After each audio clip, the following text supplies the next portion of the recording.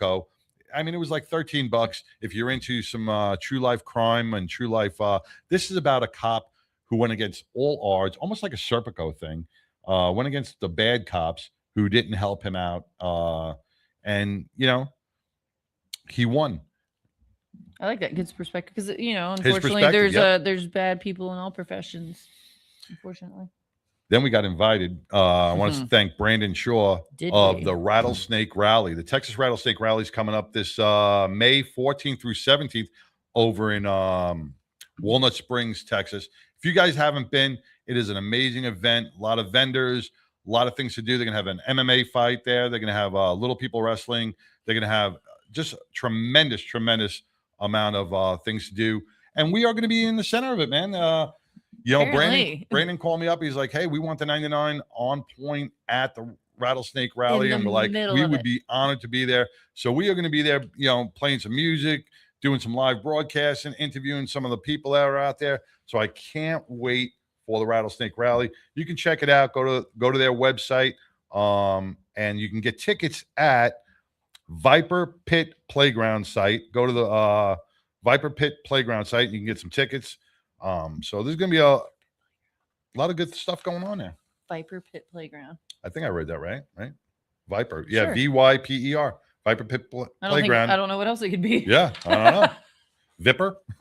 Vipper? Zipper? All right. Viper Pit Playground. We're going to take a quick break and hear from our sponsor, Glenn Lawson and the Biker Wolfpack, as Glenn won't be here today, and we'll be back right after this to continue more of Radio for a Reason.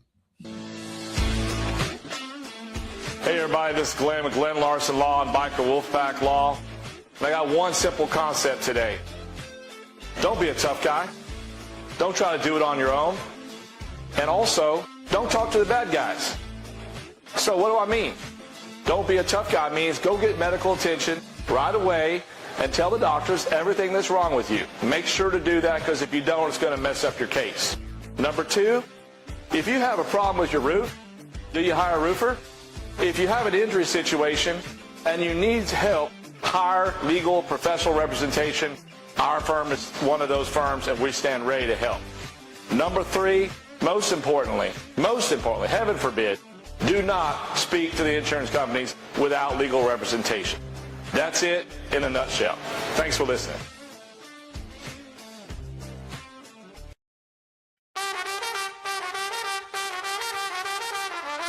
Red lips, tied up curls, high heels, flag unfurled, Lone Star Stitch on their seams, Sunday drives and freedom dreams. They roll up to the VA gate, coffee cards, they're never late. Laugh lines, old stories glow, they salute and steal the show.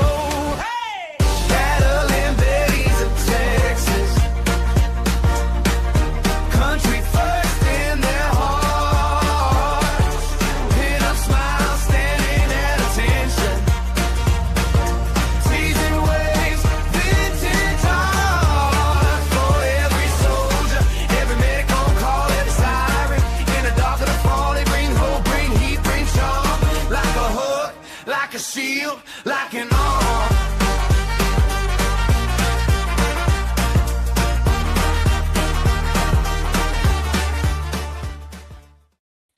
Hey, welcome back to the 99% Radio Network here in the Fishbowl.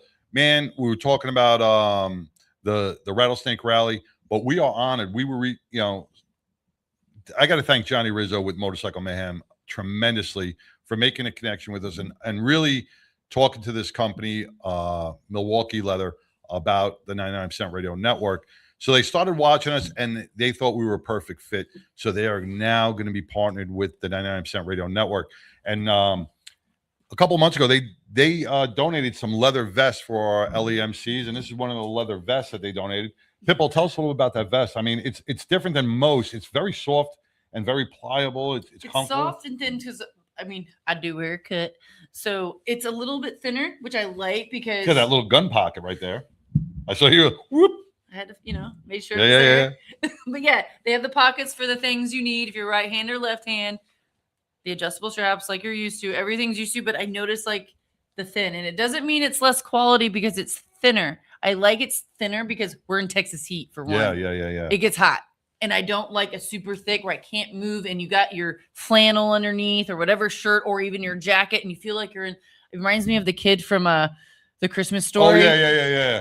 Mom's wrapping him up to go outside. But that's something you could wear all day and really not worry about it. This is like literally, it's super thin and pliable. Do I say that? It's soft. I'm trying to be like legit on my. Mind if I touch it? You can touch over there. I don't want, I want to get some side boob right there. Oh, I almost got side boob, but it doesn't go out that far. But no, I mean it's nice. I mean it fits. Yeah. You can adjust styles, all the things. Girls like these because you have, like you said, you layer up, you layer down. You get one cut. You don't have to buy a summer cut or a winter cut. You can put it all on. And it looks great on you. You got to throw some patches on there. So go to Milwaukee Leather. Check them out because they have all your biker needs. We'll be talking about them more and more each week. Yes, but they go from t-shirts to leather jackets to boots to accessories. They have supported Motorcycle Mayhem over in the East Coast. They support us now here, the 99% Radio Network. I want to thank Milwaukee Authentic Biker Clothing.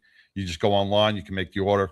And what I was surprised about was not only the quality of the leather, was the price. Mm-hmm. It is within everybody's reach. Yes. It's not like when you go to Harley Davidson, you got to spend $100 for a t-shirt.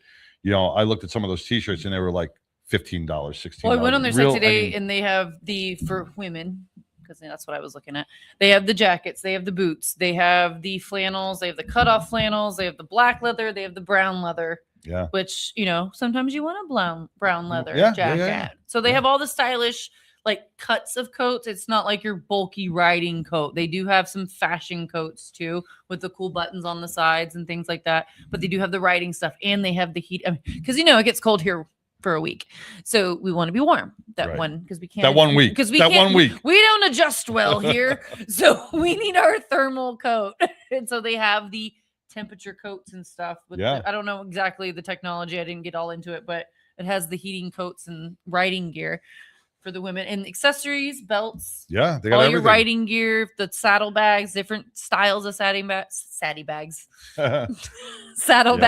with the studs, no studs, leather. I mean, all different styles. Because I know, dressing up your bike means something.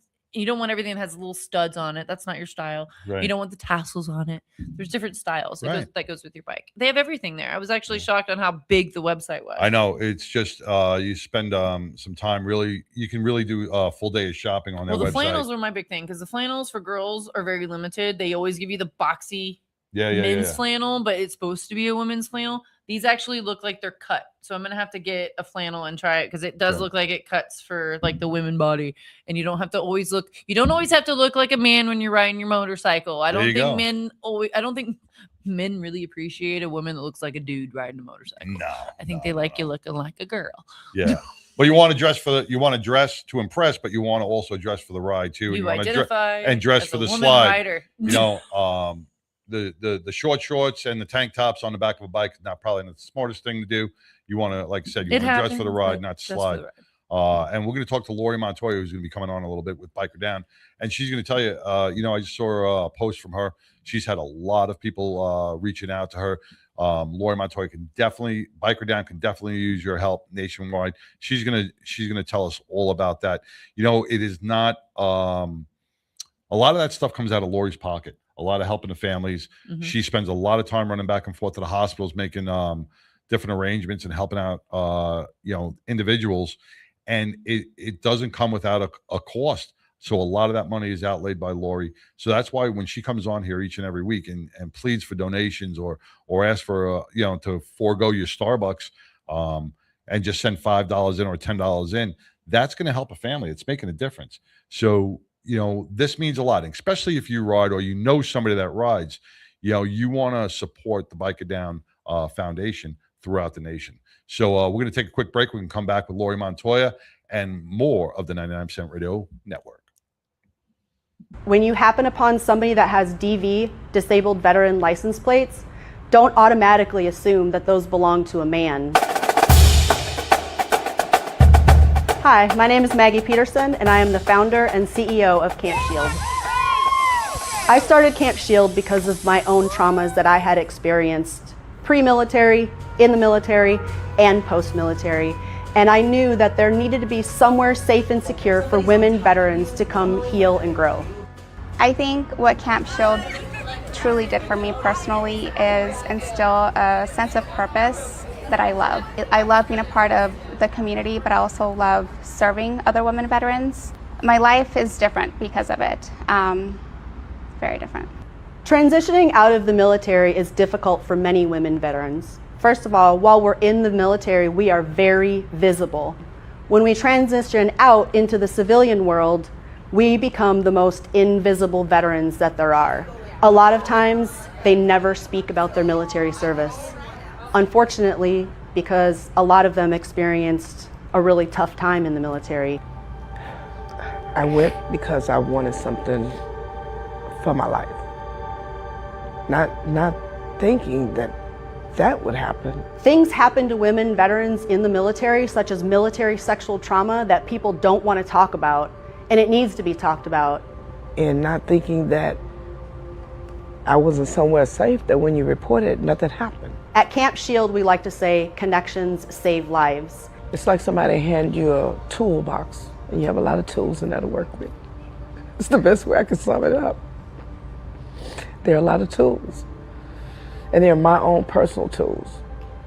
The women that come through our programs will tell us it was not only life-changing, but many times life-saving. I was in the Army for 17 years, and they do a great job of breaking you down and building you into a soldier, but they do not prepare you for coming back to being a civilian, to living in society. We build from the resilient challenges that we faced while we were in service or out of service, a space that is peaceful and a space of women who are celebrating what they've been through.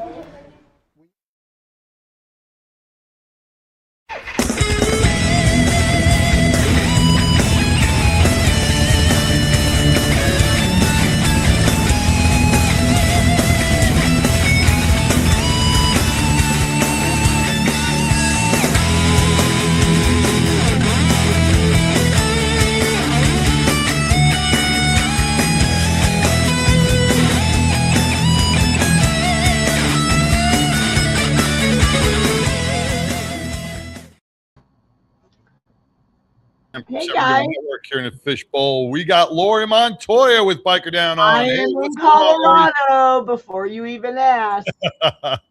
In sunny Colorado. Welcome, Laurie. How you doing? I love the hat. Oh, loving the hat. That's my Harley hat. You know, it's straw season now. We graduated from in the hat world, and you guys didn't know this in Texas. We get into wearing our straw hats after Easter.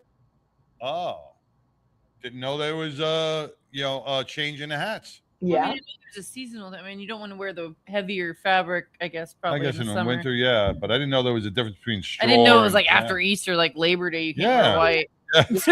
Yeah, no, there's some definite rules. I go down to stockyards and be like, "Oh, you're wearing the wrong. You're wearing the wrong hat." Now in Colorado, because we just got a ton of snow in Breckenridge. You know, in Colorado at night you can wear your wools anywhere. But anyway, I just wanted to wear this one. I made this one yesterday. I like it. It's black. It's brown. Is it? Yeah, it is. I still like it. It's very nice. Very fashionable. We're a little delayed, so we're waiting for the picture to show. You know, Laurie, it definitely. Oh, yeah, it is brown. I see it now. Yeah, it definitely. I was looking at the one on your head. Accents her blonde hair. Yeah. Oh, I like the brown with the blue. I do like. And it has the denim, and then it has a little pink, and then a chain. And that's one of the hats that we're going to do for our motorcycle awareness ride. Did you bark, or was that your dog? That was my dogs. They don't understand when my segment. They can't read on air. Yeah, exactly. Okay, so what I wanted, I really appreciated what. Hold on, Archie. Shut up. It's kind of like when you do those videos during COVID, and all of a sudden you'd be doing this really serious meeting, and your kids would run in, or your dogs would start barking. Stop. Yes, you lay down. But I really appreciated what you said about the video, the long video that I did, because I just coming back from being in Las Vegas, and I went to our storage bin, and the goal of the storage bin was just to get it organized. We loan out medical equipment in Las Vegas, and then it gets thrown back in there, and you're not really sure what you have, what you don't have, and it takes somebody willing to spend 2 days pulling everything out and figuring it out. So it really hit me the first day when I was there that there's so much behind the scenes of what Biker Down does that people don't know about. Right. And I hate to say illusion, but we get a ton of referrals from somebody that said, hey, call Biker Down.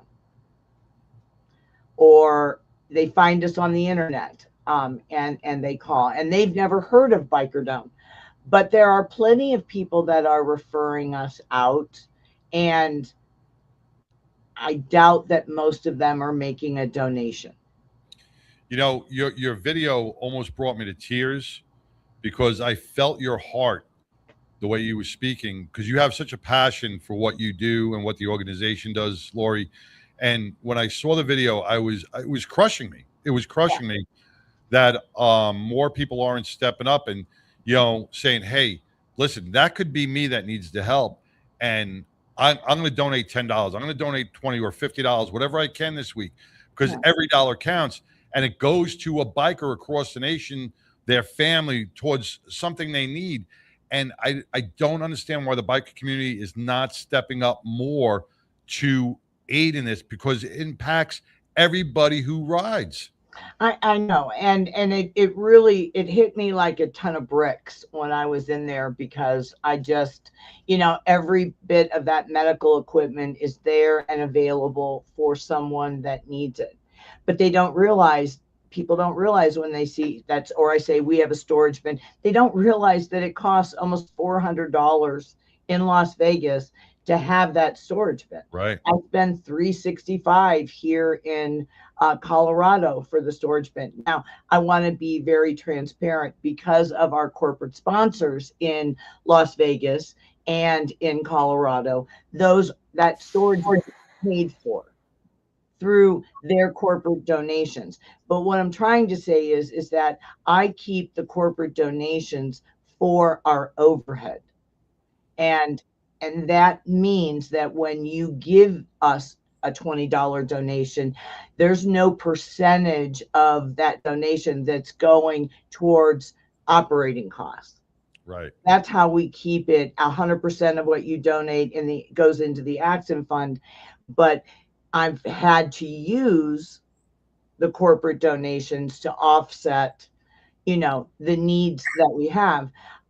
There's a lot of people that really don't understand, and I mean no disrespect, they don't understand what it costs as far as overhead to run Biker Down. Right. They don't realize that fundraising software that we have is part of a Neon CRM system. It allows me to log our memberships and to bill automatically. It gives me that, what they call peer-to-peer fundraising, that allows me to host the same type of fundraiser on our BD Fund Me program, but that costs $500 and something a month, because they rate it by the number of people that are in your system, and we're over 20,000. But when I talk about it and I realize that we have 20,000 people that we can reach out to with a keystroke, and then I maybe do a donation request, and I have not sold one raffle ticket. Wow.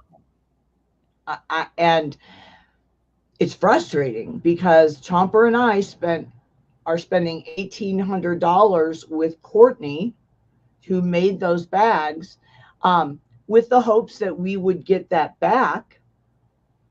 And so now we're probably going to have to restructure having that raffle. And this is where it really gets me is, and and like you said, mean no disrespect for anybody, because I know everybody is struggling, or everybody's, you know, has, you know, financial issues. But like with the 99% Radio Network, you know, we are radio for a reason. This is why we are here. We want to highlight Biker Down and the things that you do, the 24 hours a day, 7 days a week that you and Chopper spend, keeping our bikers safe. You know, at a click of an app, a free app, you have the support network around you. You know, no government agency is doing that. $150 a month. The app costs $150 a month, because I don't have the technology to, you know, do all the coding and all that. So I pay an app service. But that all adds up, you know, and Laurie, all that money adds up, and it comes out of your pocket, comes out of Chopper's pocket. And, you know, for bikers that are not even donating $5 or $10, that if they need you, they're there to call. You are like the 911 system for bikers, man. You know, you'll respond to everything that these bikers need and request. We have to start giving back as well as the biker community. We have to start giving back. I just, what I think I said in the video is, I totally understand how Tunnel to Towers touches on people's heartstrings, and they're able to give a house, and what he does with that organization. I mean, I just watch in awe, and I realize that we're not Tunnel to Towers. We're not Wounded Warriors. We're not we're not a warm and fuzzy charity. And so I get, I've been doing this 16 years. I get that, you know, when you see a veteran in need or something like that, you want to immediately get in your pocket, and a biker will give the last $20. But there is some illusion, and maybe because I do Biker Down very well, there is this illusion that we have more money than we know what to do with. You know, Harley Davidson, which most people that listen ride, they only help animals and they help veterans on their grant writing foundation that they have. Honda doesn't.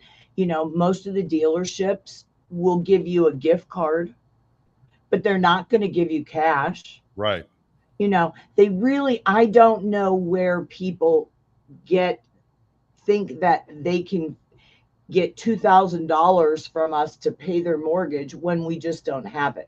So that's why I came up with the financial strategy aspect of Biker Down. It's why I will not let anybody else call an injured rider's help request, because they don't have the level of experience and legal experience that I have.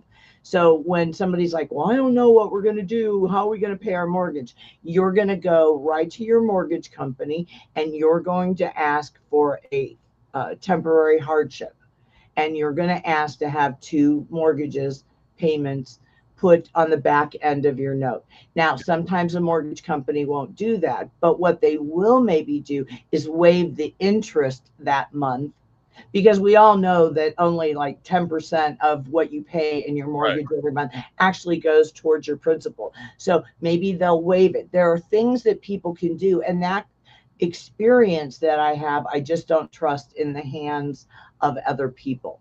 And our Motorcycle Awareness Day in Colorado, you've seen a decline in the number of people that are attending, because I don't know why it's not important that we as bikers have one day to help injured motorcycle riders, you know. So it's very, very frustrating. You know, so when I was talking about that in the video, Laurie, I just want to interject real quick before I forget about this, is that when you talk about Tunnels to Towers, and you talk about the ASPCA and the Animal, all these other big foundations, you know, if you look, the motorcycle community is comprised of so many veterans and first responders that use their motorcycle for wind therapy, for post-traumatic stress injuries that they sustained in the military or through being a first responder. So wind therapy is very important. And we are all out there doing it. We're all out there getting out on our bikes and getting that mental health release Sure. and mental health therapy that we need. So when you talk about yes, Tunnels to Towers, very amazing organization that I support 100% because of 9/11, and I'm a big animal advocate. So anything with the ASPCA or anything with no kill shelters or anything like that. Right, Listen, no, I got four dogs that are I am their service person. I mean, I get it. Kids, cancer, but we also got to support the motorcycle community within. And when we call ourselves a brotherhood or a sisterhood, we have to take care of our own when it comes to that. We have most of our riders are veterans and first responders, and they're out there doing mental health therapy. Well, as an example, it took last week, I mentioned that family in Michigan had lost their dad, and that in lieu of flowers, they wanted to do a fundraiser to Biker Down. It took, and if I say this wrong, I apologize. It took that death, and they've raised over $1,000 for Biker Down. Nice. But it took that person passing. Right. And no life is worth $1,000. No. But, the point is, you brought in $1,000, and right off the bat, the next day, I bet you that $1,000 went out to another family. It could have. I'm kind of white knuckling it. Showed up. Yeah, when you're talking about like a mortgage, the first things that people are worried about is medical bills. They're worried about their mortgage. And what I tell people about medical bills, if you have insurance, if you don't have insurance, as long as they're treating you, don't freak out about that. And the reality is I get on people a lot when they're talking about, we've got mounting medical bills. The reality in any fundraiser is you're not going to raise enough to pay your ER bill. You're not going to raise enough to pay your anesthesiologist for one of your surgeries. So just be frank that you needed to keep your nose above water, because you're not going. I mean, I have one guy last week. He's not going to work for another year and a half. Because of his injury. That's why you see, because I can't do these generous gifts. That's why I say to people, if you're not going to donate to Biker Down, then take that money and make sure you have underinsured and uninsured motorist coverage. Right. Make sure that you're getting $250,000 so you don't need Biker Down. I mean, if you do the things that I tell you to do all the time, if you really, before you throw a leg over, get the safety gear to protect your life and a helmet to protect your brain, and you get the stuff so if you slide, you don't get the road rash that requires multiple grabs. If you get the things that I tell you to get, then most of the time you really could get along without utilizing Biker Down. But you still never know. Never know. Yeah. So I just say that, if everybody would look at it as very simplistically, give up a Starbucks, give up a DoorDash. Look at what you spend in a delivery fee for give up one thing a week. You can help Biker Down. And that's all I'm asking. People don't realize 93% of all fundraisers go outside of the biker community. Yeah, well, just to bring up, and I see Jimmy Palazzani's on with Brotherhood for the Fallen, where we just had an event with them this week. They send officers out when any time a law enforcement officer is killed in the line of duty. They send their officers out to attend the funeral and to give the family some sort of monetary check that gets them through because mortgage companies and electric companies, car payments, they aren't going to be, they want their money. And like Brotherhood for the Fallen, just like Biker Down, goes out, gives you that little bit of cushion, that little bit of money to get you through until, you can settle up on things, on funeral costs or whatever it is. And, people don't realize these organizations, these foundations are there for you. So $5, $10, $15, $20 for going to Starbucks, donate to the organizations that fit your narrative or to help you out. And the biker community, man, we ride all the time. You should be donating. If you have 20,000 viewers or 20,000 people on that site, Laurie, if everyone donates just $2, $2. Yeah. I don't have to beg for nothing. You're right. Yeah. And that's what I think. Sometimes I hit the brick wall because I don't understand. And my husband and I do give up not only when I say our marriage, meaning I'm flying here, I'm going there, I have to do this. We give up a lot of our personal time in our marriage. I mean, he's a great supporter of Biker Down. There would be no Biker Down without Chomper. And I don't normally give him enough credit for one, the life that he gives me, that I am able to give the sweat equity. I used an example in that video of I've gone to Sturgis every year for 15 years. But people don't realize, they just, I don't know if they assume Biker Down is paying for us, but that toy hauler in our driveway, we paid for it. That spot at the camp is paid for by Chomper and I. No Biker Down funds go to that. And what do I do when I'm in Sturgis? We take up the medical equipment so that if somebody gets injured there, I spend so much time at Rapid City Hospital working with CMA and families to try to even get an injured rider home, right? Or sustain them until someone can get there. They just don't realize. I mean, do I have fun at Sturgis? Abso-freaking-lutely.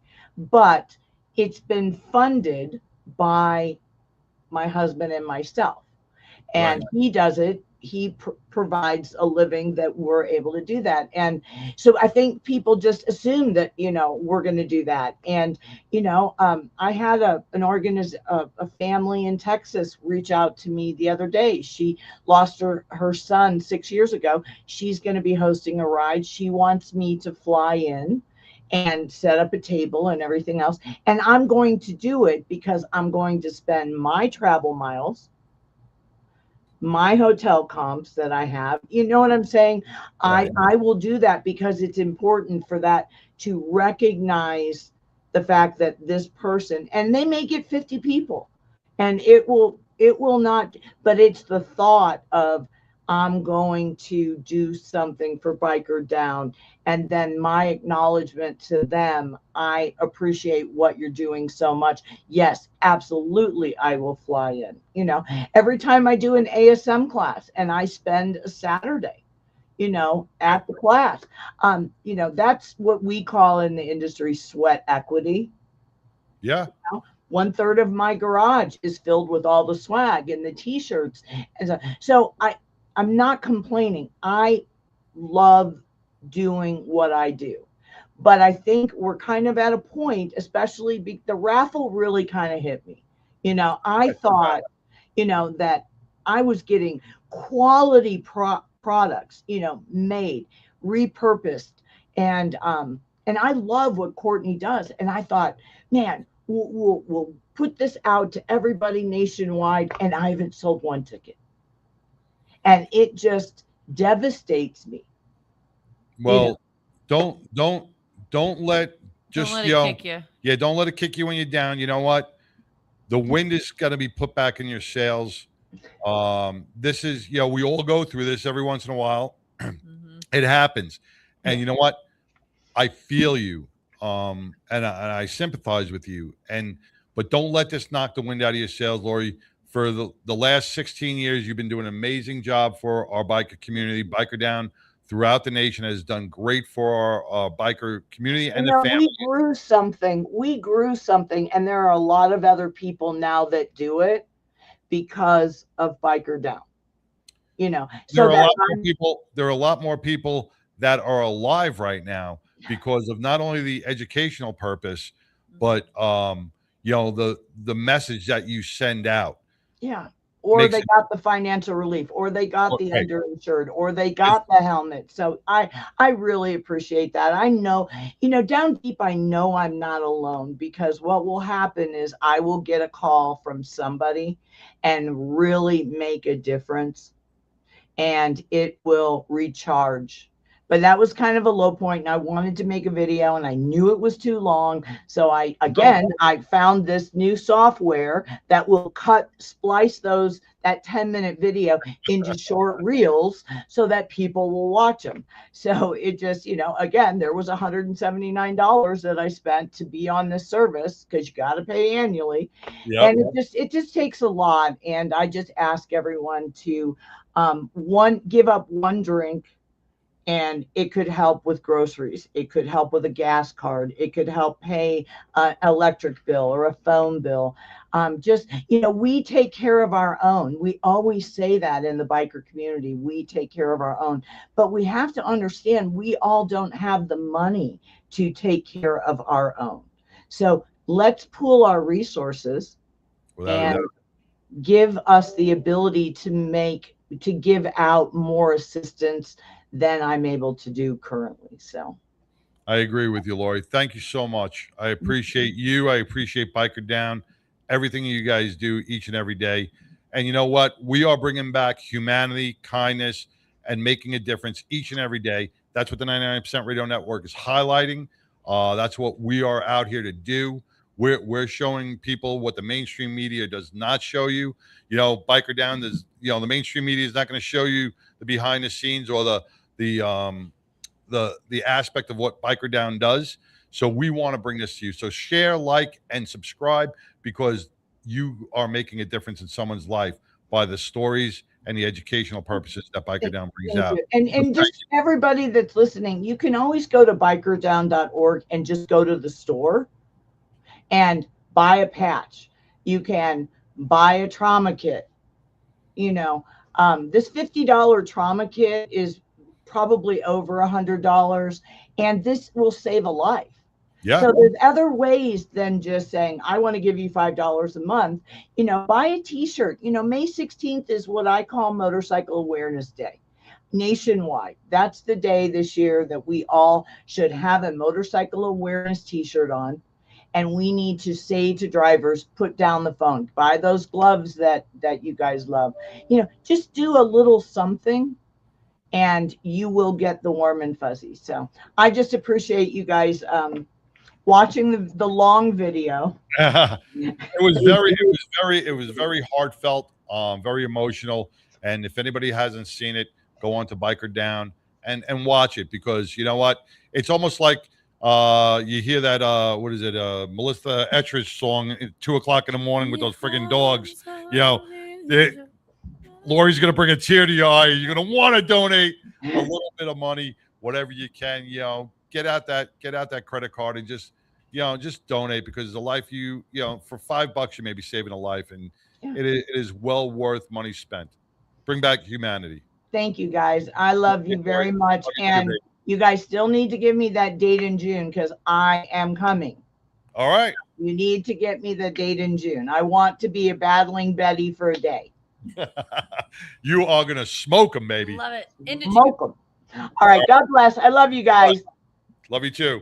Laurie Montoya with Biker Down out of Colorado, man, and jumping back and forth to Colorado and Vegas, really helping out the biker community nationwide.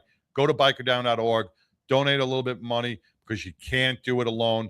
And you know what? You're going to miss it if, God forbid, anything happens. She has to close up shop. She provides so much for our families throughout the nation, to help pay medical bills, to help supply medical equipment, and to help offset costs for mortgages, electric, and car payments. Make sure you go to bikerdown.org and make that donation. It is well worth it. We're going to take a quick break. We'll be back right after these messages. I was in an accident 12 months ago to the day. I was driving on southbound Santa Fe, and somebody did a suicide left in front of me, and I T-boned him at 45 miles an hour. From that point forward, I don't remember anything for the next 18 days because I was in a coma. She broke 9 bones, lacerated my spleen, put me in the hospital for 21 days. I remember none of it. Biker Down was founded in 2011 after riding several rides over the summer and seeing tragically my friends get injured, and I felt that there was a need missing in Denver and in Colorado for an organization that helped the biker community. As you may know, the bikers are one of the most charitable entities out there, and what we do is provide them a variety of services such as medical equipment, financial assistance if necessary, and a plethora of resources to help them stay afloat during the hardest time of their life, which is their recovery. You know, my biggest hope is that I'll never get another phone call that a biker's gone down, but you know, that's not realistic. So I think my true realistic dream is that we can help as many as we can help, because it is life-changing for them. Certainly donating and volunteering your time, and even if you can't do that, attend our events. You know, attend our event and get a $20 t-shirt for your $20. You know, those kind of things make a big difference in a small nonprofit like ours.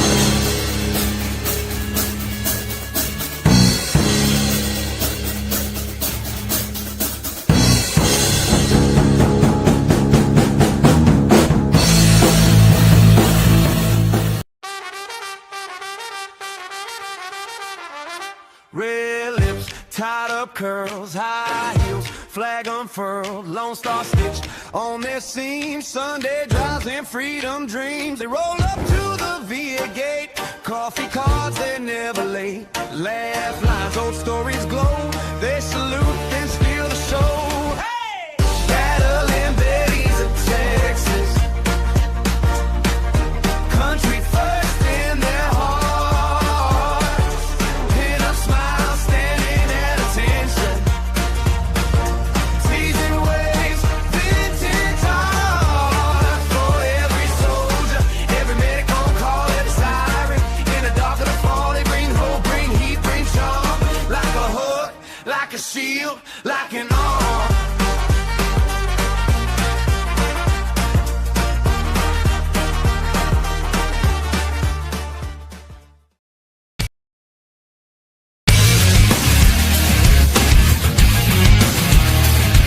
Hey everyone, my name is Alex Arkangelski, CEO and co-founder of Break Free Technologies, and this is Break Free, a motorcycle helmet accessory that easily mounts to pretty much any motorcycle helmet out there, and it's the simplest way to improve your visibility day or night.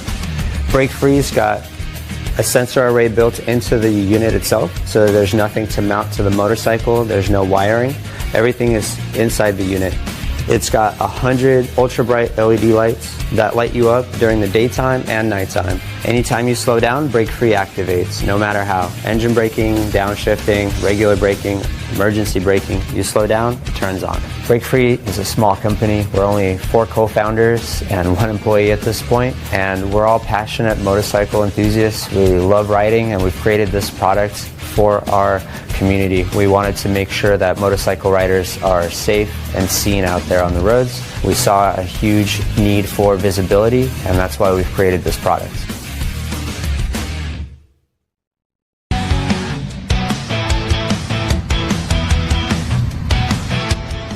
I'm Sassy Sin with Battle & Betty's, and I ride with the 99% Radio.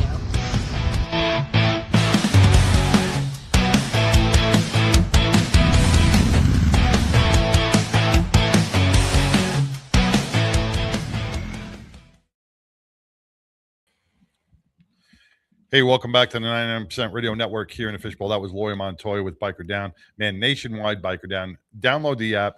If you ride, man, you want to make sure that you have Biker all Down. All the things on your side. Yeah, all your things on your side. Besides Glenn Lawson and the Biker Wolfpack, Biker Down is there. If you happen to have an accident, they will help with some medical supplies, make a donation, and help out Biker Down. We got to stay within the community. We got to support our own community. We have veterans, first responders that are out there each and every day that, are out there doing their mental health therapy, their wind therapy. And, we want to make sure that they have the proper protection that they need. Saw a lot of comments on Aaron Judry, if I pronounce it right, from Morgan Fire Department. They are coming up with their annual car show too, right? Mm-hmm. Oh, they are over in what's in Morgan Township, right? Yeah. So The- 905 Mary Street, Morgan, Texas. 905 Mary Street in Morgan, Texas. Check them out. We still got the flyer? Yes, Saturday, Yeah. May 2nd. It's on the screen. Yeah. That's over in Morgan, Texas. Then we got we're gonna have Brotherhood for the Fallen. We got the May 2nd car show right here in the Fort Worth area, which we're waiting on the Brotherhood for the Fallen to come on in. They probably got caught in that Dallas traffic or that Fort Worth traffic, you know.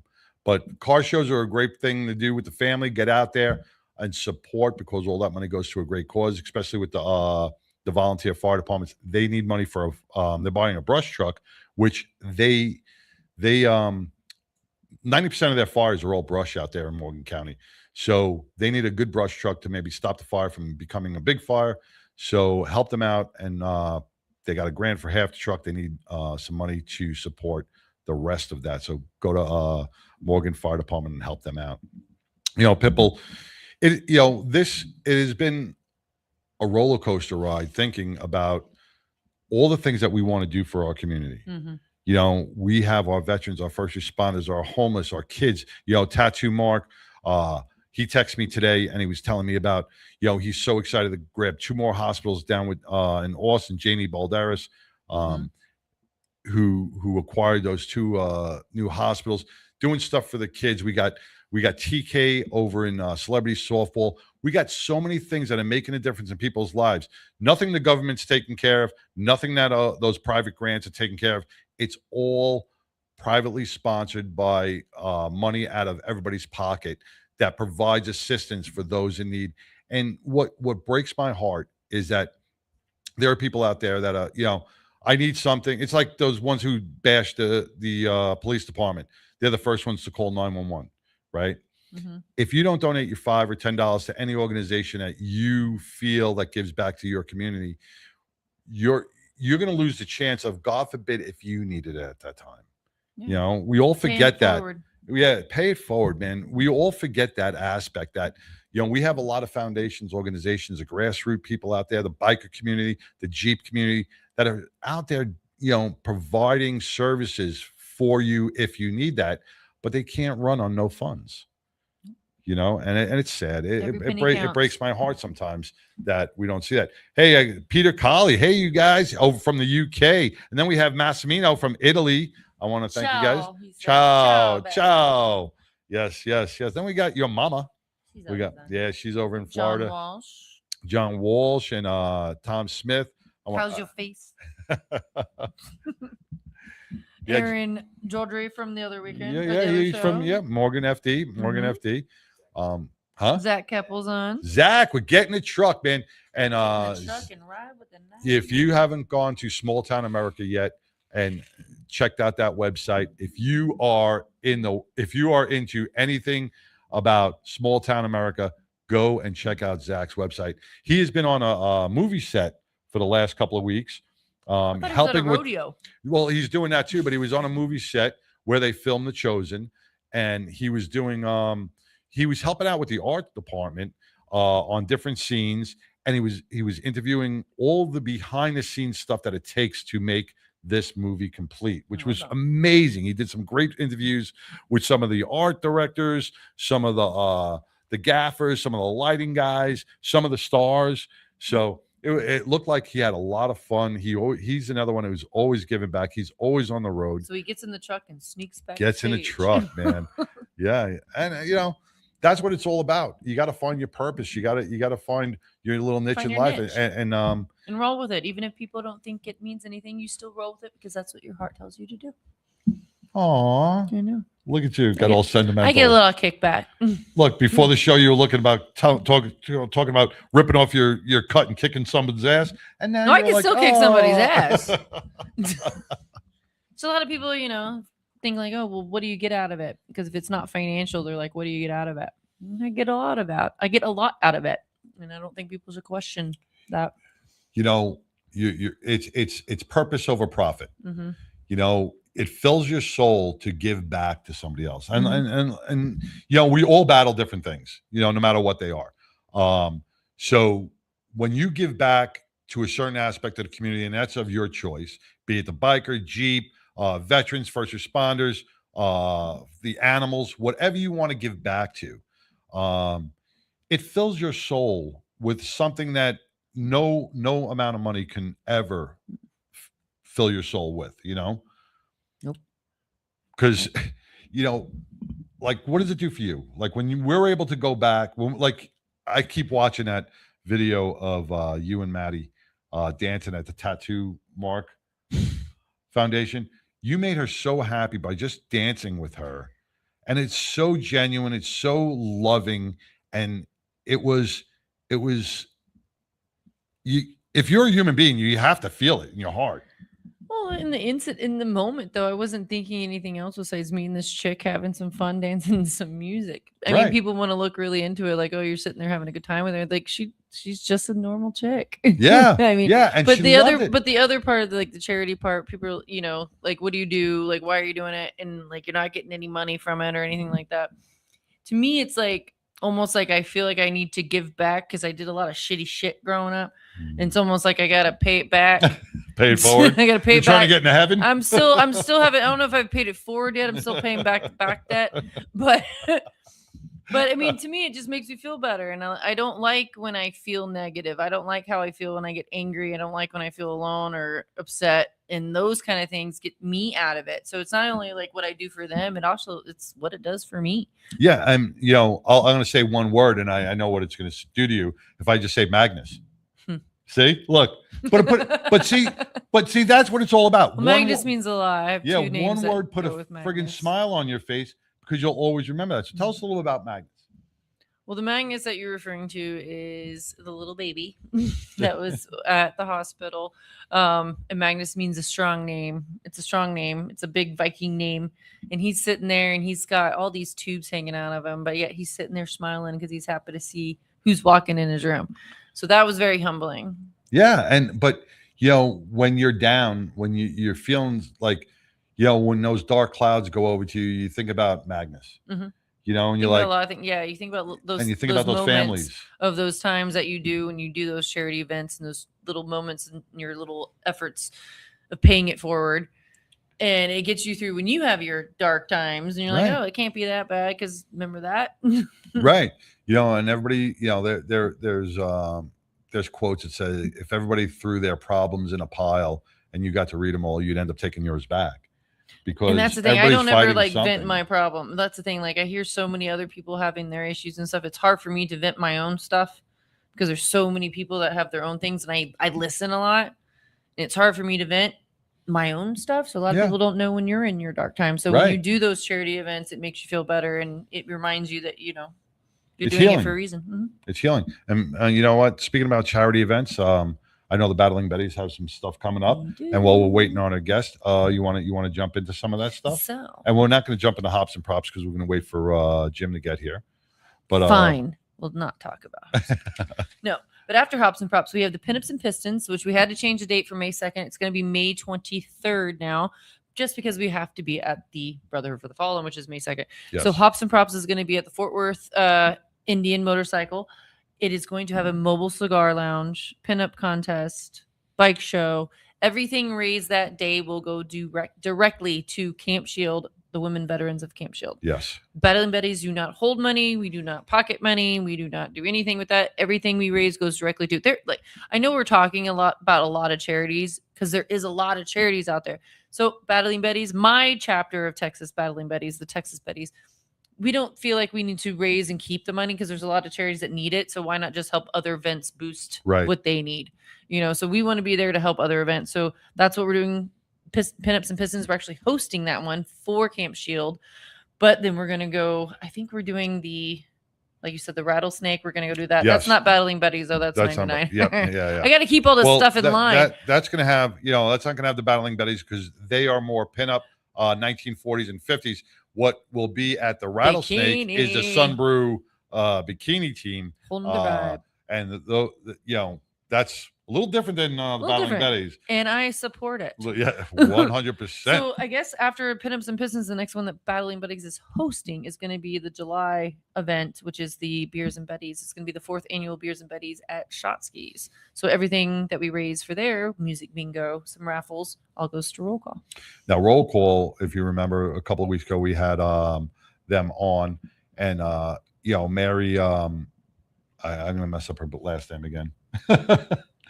But Mary, the president, you put me on the spot. I'm going. I got Mary it. Nope. I was looking at you for help. I know you Mary, were. Roll Call provides meals for over 500 veterans each and every month at a sit-down dinner here in Fort Worth, and that spans from World War II vets all the way up to our current veterans. They have guest speakers coming in, and when we talk about a healing aspect of an organization, nobody has been traumatized more than our veterans. And our World War II, our Vietnam, our Korean veterans have a chance to decompress. They have a chance to sit with other veterans and talk about the times that they went through. And that there's no therapeutic couch that can replace that healing aspect. So Roll Call provides more than a meal. It provides healing for our heroes who really built this country.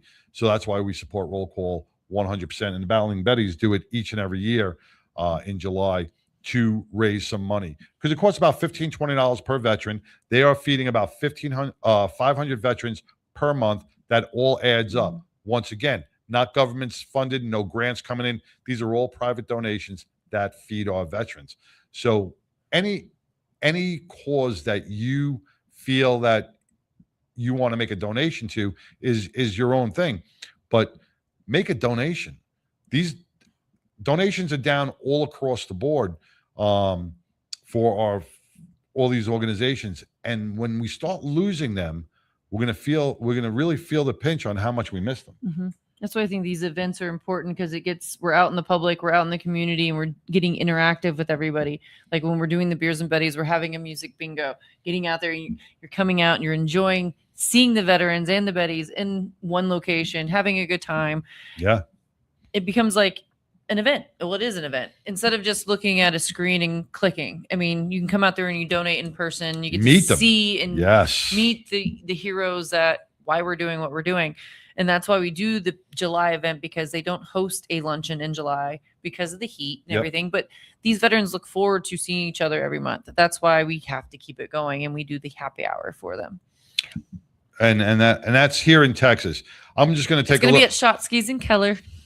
Love that place. And another event that you introduced me to the last time that was so amazing, where I sat down with some of the Korean and World War II veterans there, which were a blast. But I learned so much. It was so educational to sit down with some of these old timers and really hear the stories of what happened when they were at war. No school is going to teach you that. No classroom is going to be able to teach you those life experience. When you hear it firsthand from a person who went through it, it is so much more impactful. And that's why coming out to these events means so much. I want to flip down to the East Coast with Motorcycle Mayhem real quick. Another organization, Rockin' the Road for a Cure, Dawn D'Amelia. Do you have that website that's coming up? I know she's got an event coming up, Rockin' the Road for a Cure. If you are on the East Coast and you're not here in Texas, but you're in the New York area, Motorcycle Mayhem, Rockin' the Road for a Cure is hosting an event. I should have that flyer up there somewhere. That's another thing for breast cancer. We talk about Susan B. Coleman. We have that big walk here, but those are all big corporate sponsored events. Here, Rockin' the Road for a Cure is out there each and every week doing their thing for local breast cancer survivors. They're out there.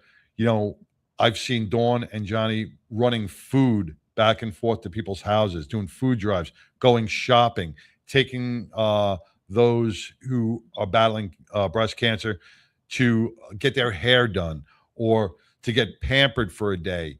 Even like household chores. Getting keeping the household in line. Getting like merry maids to come in and clean their house, because one thing that women I'll take a lot of pride on. Even like is their home. Well, not even the pride. I mean, yes, the pride, but just you have to do it. Even if you don't want to do it. Right, but it has to get done. If you're battling a medical issue, it's not, it's hard to deal for you with all to do of that and then have to get Yes. up and clean and make sure the house looks pretty when you don't feel pretty. Right. So what Dawn does and Motorcycle Mayhem does with Rockin' the Road for a Cure, what they do is they let you focus on the healing, let them focus on the cleaning, the shopping, the pampering. Focus on Let healing. someone else help you through that healing while you can focus on healing. Because if you're worried about everything else, if you're worried about dishes in a sink or laundry or a dirty house or your hair is not done or it's not giving you the proper rest because your mind keeps going. You want to get that healing aspect. So, Rockin' the Road for a Cure. Check them out. Did we find the flyer? It may have been deleted, but you can go right to their website, Rockin' the Road for a Cure, and check them out. Help donate to them too as well. I want to thank Judy Lamp over here in Rowlett, Texas, and Joanne Lavity. Joanne. Well, yeah, Joanne Lavity. She's from my old neighborhood, man. She is me and her grew up together. Well, she grew up with my sister. And we need yeah, stories. so I was a little email live on 99 radio TV the at 10-year-old gmail.com. kid that would bust their balls and they would make fun of me because they were a couple of years older than me. So I was always the brunt of my sisters and Joanne's I so see that. Yeah, I was bullied by them. I was bullied by my sister and her friends. That's why you became like That's how first responders. That's right. All right, we're gonna take a quick break and we're gonna come back. We're gonna and maybe we'll find a guest. Maybe we'll find a guest because both of them are late. Oh my God, the Texas traffic. A little bit of rain and the I whole know. freaking highway shuts Wow. down. All right, well, so we'll be back right after these messages. Yeah. It's for the kids, man. Tattoo Mark Foundation. Texas, we with you. Little man in a gown, cold room, white walls. Eyes tired from the meds, hear the nurse make calls. Door crack, big box, he like, what's all this? Brown bear, blue bow, first smile, small wish. From Houston up to Dallas, all across that map. We stack bears in the back of the truck, unwrapped. Ink on the arms, but the heart stay clean. Whole crew pulled up just to live one dream, yeah. It's all about the kids, it's all about the love. Every teddy bear blessing from above. From town to town, see the joy we bring. Tattoo Mark got the whole state sing. It's all about the kids, all about the care. Every broken little heart needs a bear to share. In every Texas room where the lights feel dim, we show up so hope don't ever fade for them. Young queen in San Antonio, curls in a scarf.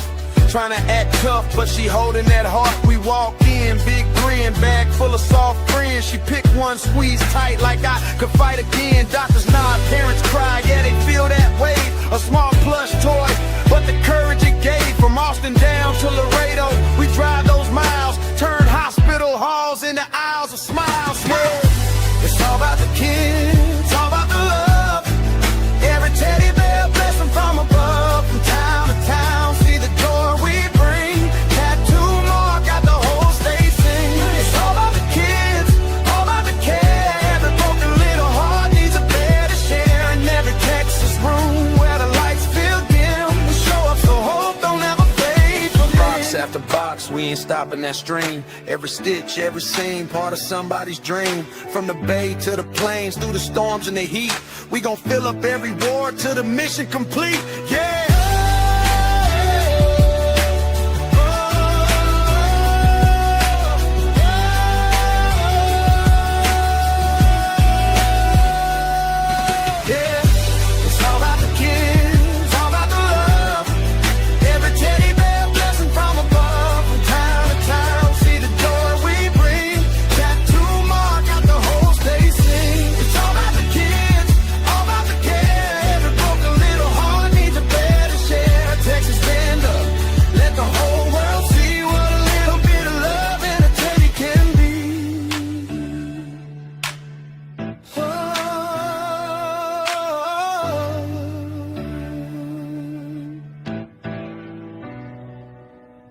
My name is Art Lee. I invented Life Hack to protect my family. Protect your family. Buy LifeVac now. Thank you, Daddy. That was us over 10 years ago. Now, LifeVac is responsible for saving over 2,000 lives from choking. We started this company in our garage, just hoping to make a difference, because over 5,000 lives are needlessly lost each year to choking incidents. Help LifeVac on our mission to save lives. In the time it takes you to pick up the phone and call, another life could be saved. LifeVac's patented design creates a one-way suction to remove food or objects obstructing airways. All you have to do is place, push, and pull. And just like that, LifeVac can save a life from choking. Quite frankly, I thought I was going to die. The LifeVac saved my life in 1-2 seconds. Get your very own LifeVac now and get 20% off. Visit lifevac.net or call 877-LifeVac. As my personal promise to you, if you order a LifeVac and have to use it, LifeVac will replace it free. LifeVac works on adults, teens, or toddlers and can be ready in seconds and last a lifetime, guaranteed. Best of all, you can even use a LifeVac on yourself, the elderly, physically impaired, or those that other methods may not be possible or are dangerous. In the event of a choking emergency, you could save a life, even your own. Thank you, Daddy. Life is precious and time matters. Choking can happen anywhere. Help us put a LifeVac in every home, school, restaurant, car, office, everywhere. Protecting families has always been our mission. I'm sure you love your family like I love my daughter. Do us all a favor and get your own LifeVac now. LifeVac saves lives. Order one for your home, the office. It also makes a great gift. Use promo code Jackie and save 20%. Don't wait another minute. A life might depend on it. Go to lifevac.net or call 877-LifeVac. That's lifevac.net or 877-LifeVac. Order now. My name is Carol Sankey, and I ride with 99. Hey, I'm Homie, and I ride on the 99. You can watch it every Wednesday, 99% Radio. Hello, beautiful people. I am Jazz. I ride with 99, baby. Woo! 99% Radio every Wednesday. Stay tuned. Woo! Y'all be fantastic. Right.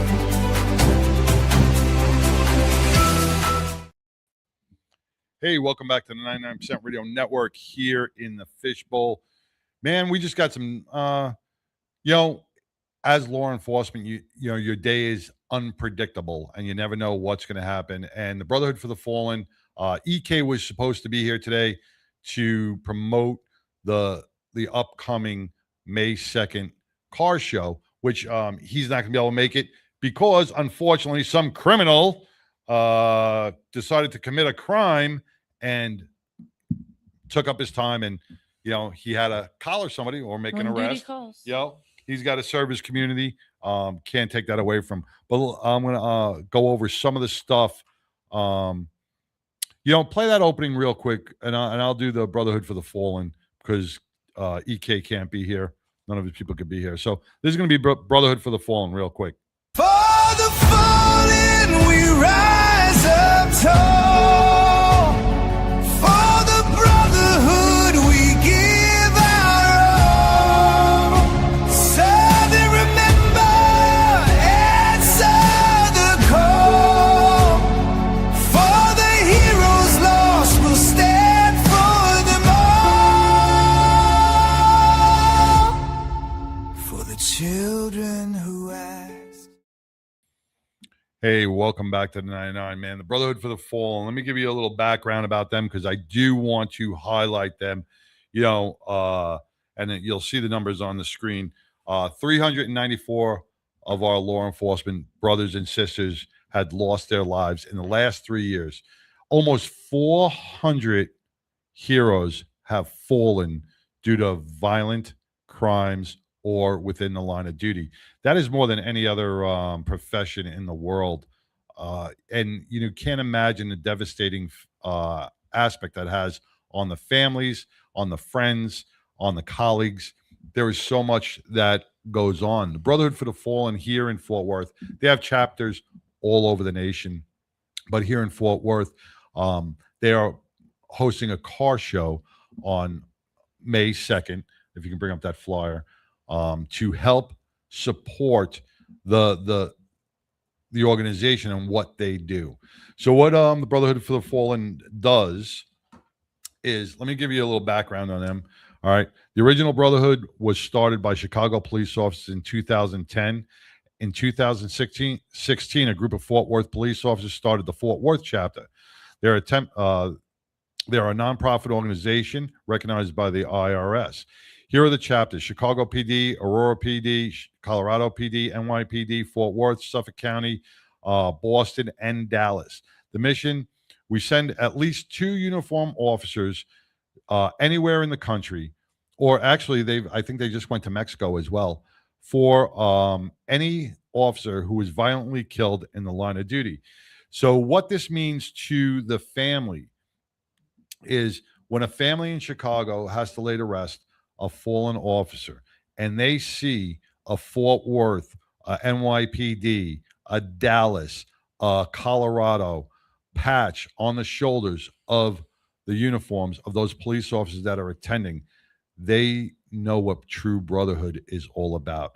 These officers fly around the country. They attend funerals. They bring a check to the family to help offset any costs, pay any bills that that they may be struggling with before insurance kicks in, because that could take a while, before any life insurance policies kick in, because that could take a while. So you don't know how the family's struggling. And Brotherhood for the Fallen, what they do is they provide some financial assistance. They provide services and resources for the family, but they provide a presence, which means more than anything. You know, when we lost a Hewlett police officer here a few years ago, when I first moved to Texas in 2007, he was an NYPD officer, and he was working. He transferred over here into Euless, and he was killed in the line of duty. And I didn't know anything about Brotherhood for the Fallen. I didn't know anything about some of our NYPD guys that we hear. And then I went to the funeral just as an NYPD guy, and I saw at least 30 to 40 NYPD patches. I saw Brotherhood for the Fallen there from all over the place. And it really puts chills down your spine to know that your loved one, your family member, was not forgotten by the brothers and sisters from neighboring or from agencies across the nation.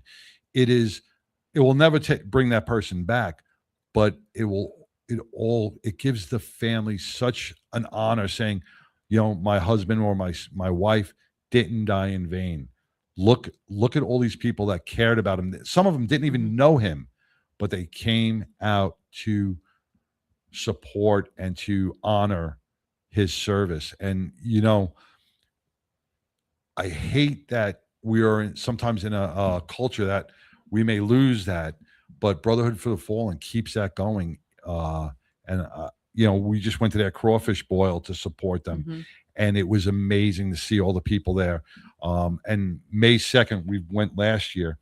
And the car show is getting bigger and bigger each and every year. You come out, you make your donation, you know, you buy some swag, you buy the Brotherhood for the Fallen shirts. Here, model that one. There you go.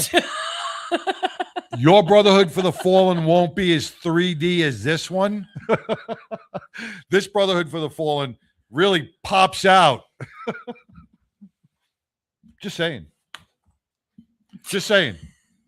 I never respected Brotherhood for the Fallen so much until I saw you wear that t-shirt.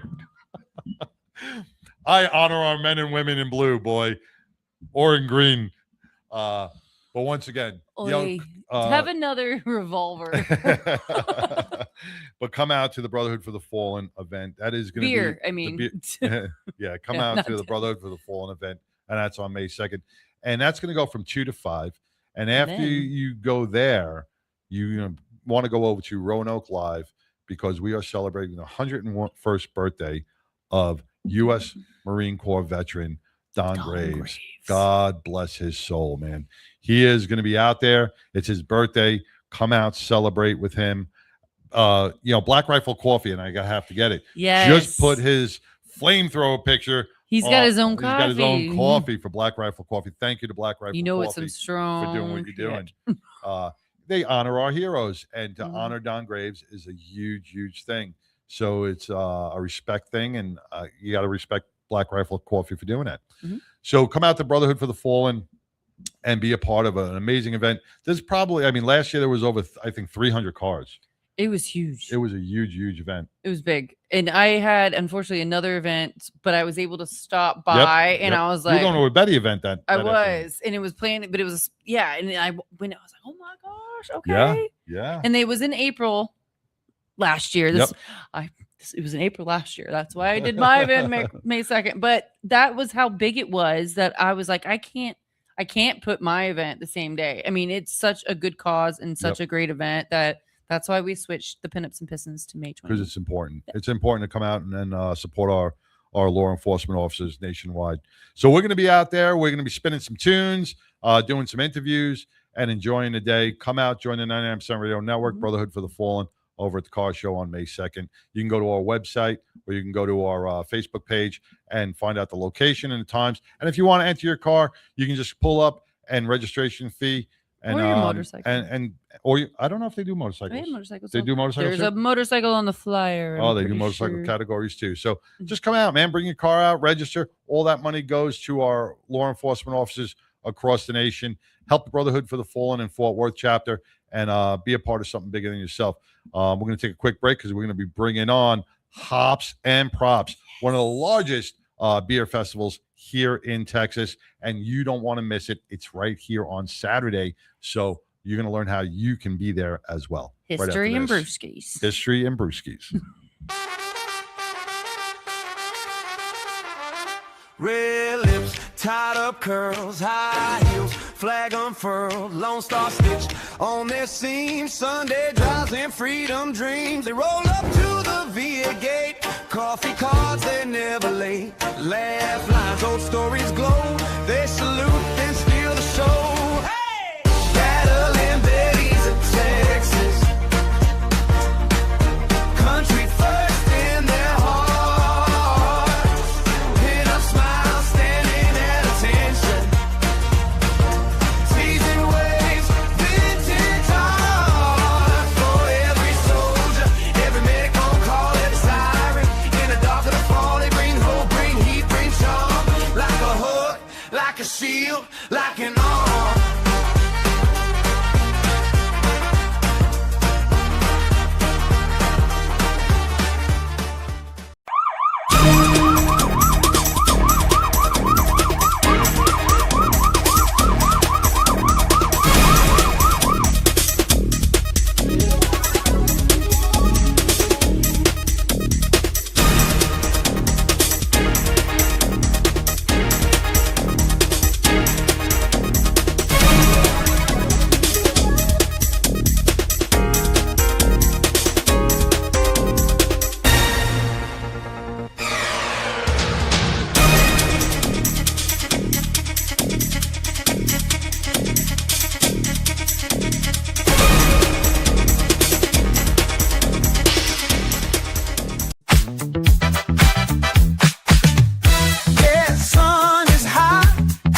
Texas sky, got that Fort Worth feeling, flying high, from the stockyards to Sundance Square, something special brewing in the air, hops and props, let the good times roll, lift your glass, let it feed your soul, yeah, hops and props, the party's here, in Cowtown, let me hear you cheer. Woohoo! Hey, welcome back to the 99% Radio Network. Hops and Props. Let's cheer, man. Welcome, Jim. What's going on, brother? We're just busy getting ready for Saturday and got good weather coming now. And so we're all excited about what's going to take place. So we're hearing good weather. Because I heard it was like a little bit, but you know what? Looks like it may rain a little bit, but afterwards, so that's all good. It's always kind of like every time we go on, it's been a little bit in the morning, but as soon as the event starts and the beers tap at noon, the weather seems to be great. Well, we use Northwestern rules anyway. Okay. And that's if it rains, you get wet, and you just put your hand over your beer. It's pretty simple stuff. It's simple, It's pretty simple. It's easy. But I brought some samples. Oh, samples are always good. 2026 Hops and Props this Saturday. And Jim brought some samples. We love samples. This is Martin House, And Martin House is one of the folks that have been with us the longest. And so I brought a little Martin House along for I like everybody. Martin House. Get I in the actually mood just a have, bit. every time I go to a beer festival, they think my tattoos are Martin House. Okay. And I've got something else here for everybody too. We've got a limited edition hat that we're doing this year. So I've got one for all three of you. Whoa, look at that. It's beautiful. Look at that. I Look at love that. Pass one off the chance. And, Wow. Yeah, a couple of other things. The most important, here's your parking passes. Oh, you did bring them. I was going to go tomorrow. And this is what we're celebrating this year, the Texas America 250 celebration. And so those are pins that, thank you that everybody's so got. I love this. Sure. Love the hat. Yeah, Love the thank hat. This has been one of my, this is going to be the Battling Buddies' 4th year. Right. It's going to be 99's 2nd year. So obviously I raved to Sideshow. I was like, you got to come to this beer festival. That's why it's been his 2nd year. But I rave about this beer festival all year round because not only am I a beer nerd, I love history and I love everything that the museum does. Oh, good. And We putting them appreciate that. all together. And it's kid friendly. Yeah, it is. I mean, I've brought my Absolutely. kid the past 4 years. He's 10 now. Right. So from the Right. 4 years ago. And they can go and they can run around now. Granted, don't let them run around being jerks. There are rules, but they get to go. And they have to be careful around the airplanes because the Yes. airplanes are harder than their heads. Yes, but they do let the kids go up, and some of them Absolutely. they can climb inside. They get to sit in the cockpit. Yeah, we'll They have get some to- open cockpits. Lockheed Martin is bringing out some flight simulators, Ooh. and we're doing some helicopter rides and some regular airplane rides. And it's we've got 2 bands this year, so it should be pretty cool. We've kind of remodeled things a little bit, so we're going to have more space for some things. So, Well, you're getting bigger and better. You got to get Yeah. more space. so what did you think of it last year? That was your first year, right? No, last year Last was year my was second, second year. year. Was it the second? It was my second year. Second year. Oh, Okay. The first year fir- he came as a guest. Yeah, the as- first year yes. I came okay. as really That's a guest, right. and I loved it so much. It was so much better than I even pictured in my mind. The Civil War reenactment or the World War One reenactment, yeah, guys. yeah, The World War One. right. We got to sit in the Jeep. My grandkids loved it. Mhm. What a great bunch of guys. The educational purpose I Yes. really enjoyed because I didn't know that much about aviation. Okay. And it really sparked a lot of interest in me. And I was like, wow, I didn't know how much went into this. And then with all the breweries, I mean, I was never into the breweries until then. I was like, oh, now I got to start going to these tap sure. houses. I didn't know in New York. You didn't. When I left New York, we didn't have these tap houses and, No, and you And these he owned private a breweries. bar. He owned Yeah, and a I bar. owned a bar. You know, it was In all the New York. domestic stuff. Okay. So I started going to a lot of these tap houses, and they're so different than many of the bars. I mean, like this is what is this? This Martin is House. Martin House Pilsner pills. It's the Very ultimate good. It's got a premier. great taste to it. Yeah. And the atmosphere of all these breweries that set up tents and serve, all these guys are great Yeah. men and women Yeah. that take so much pride in their brewing. They do. Well, you know, it's I don't want to call it home brew, but that's where a lot of them started. Craft beer. But they're all Yeah. craft. They're all craft beers. We don't do any basic Homebrew, yeah. retail stuff. There's no Budweisers or There's no that kind of piss thing. water. No. So you know, we've got I've got the list of our breweries this year. I brought a cheat sheet because I Yeah, don't want to yeah, leave yeah. anybody out. But Let's we've give got some people a shout out. Allstat, I'll drink while you call them out. B and Brew, BJ's, Dr. Jekyll, Flick's Brew House, Fort Brewery, Martin House. You've got theirs Yeah, I right got in the- front of you. Martin House is And- very good. Yep. And then we've got Roar will be with us again this year, and St. Arnold from Houston, Three Wide, Tups, and Turning Point. And I Turning think, Point is right here in Bedford. Right. I did a comedy show at Turning Point. Beautiful, beautiful establishment Did they right invite here. you back? Huh? No. did they know? did they know it was a comedy show? They were like, "You're just a drunk on the bar." No. But another thing that is really good about some of these brew houses and I like- Turning Point to begin with was they were so open and accepting to doing a fundraiser within their establishment Sure. for That's the great. community. That's great. And that's what I loved about it. All Well- the craft beers. I'm a big craft beer nerd. I've been to a couple of the breweries, like Three Wides up by the Speedway near Mhm. me. They have great restaurants. A lot of them have a good beer or food and beer atmosphere. I just love that when they come to this festival, because I do have a lot of friends that aren't necessarily beer people, right? But they like their cocktails. But this is a great time to bring them, to get them introduced to beer, because they're going to be samples. Every brewery has, probably 3 to 5 different samples. We're going to have, I think it's 55 different brews this year. Oh man! But I mean, there's anything like, because I'm a beer nerd, so I was like, what do you drink? And they'll say like a certain cocktail or something. And as a brewery person, I'm sure has our whiskey girl. Yeah, we're gonna have whiskey on neck. But I love that you go there and they have different, like there's cider and there's different flavors, so there's very lights that it can introduce people from. The banner, you can go on to. I got the banner where you can get your tickets now. So even if day of prices are $45. No, that is still absolutely doable, because you go to a bar for the day, you're gonna get a couple beers. $45 goes quick. Yep. You get this little, it seems little cup like this, but it's unlimited beer sampling. You get to go to all these breweries unlimited amount of times and try all the beers as much as you want, and you get the food trucks and the live music. Yeah, we have 10 food trucks this year, so we've got more food trucks. Oh my gosh, a real cross section. Something we're doing this year in our program, and our program is all electronic. We're going to send that out, but we've got a listing for people to know what foods go well with what kind of beers. I love so the pairing stuff. They can kind of pair it up, stuff, that kind of thing. The other thing, and it's important, I think, for everybody to know that part of what we're doing too is showing a place for the veteran support organizations to be, because they don't have a lot of opportunities to get out in front of the public. So we want to make sure that we do that. So we've got a group of about 10 veteran support organizations that'll be with us. So awesome. They'll be able to give a chance to let the community know what they're doing for the veterans and how other people can help veterans. So, and then we've got the family vendors.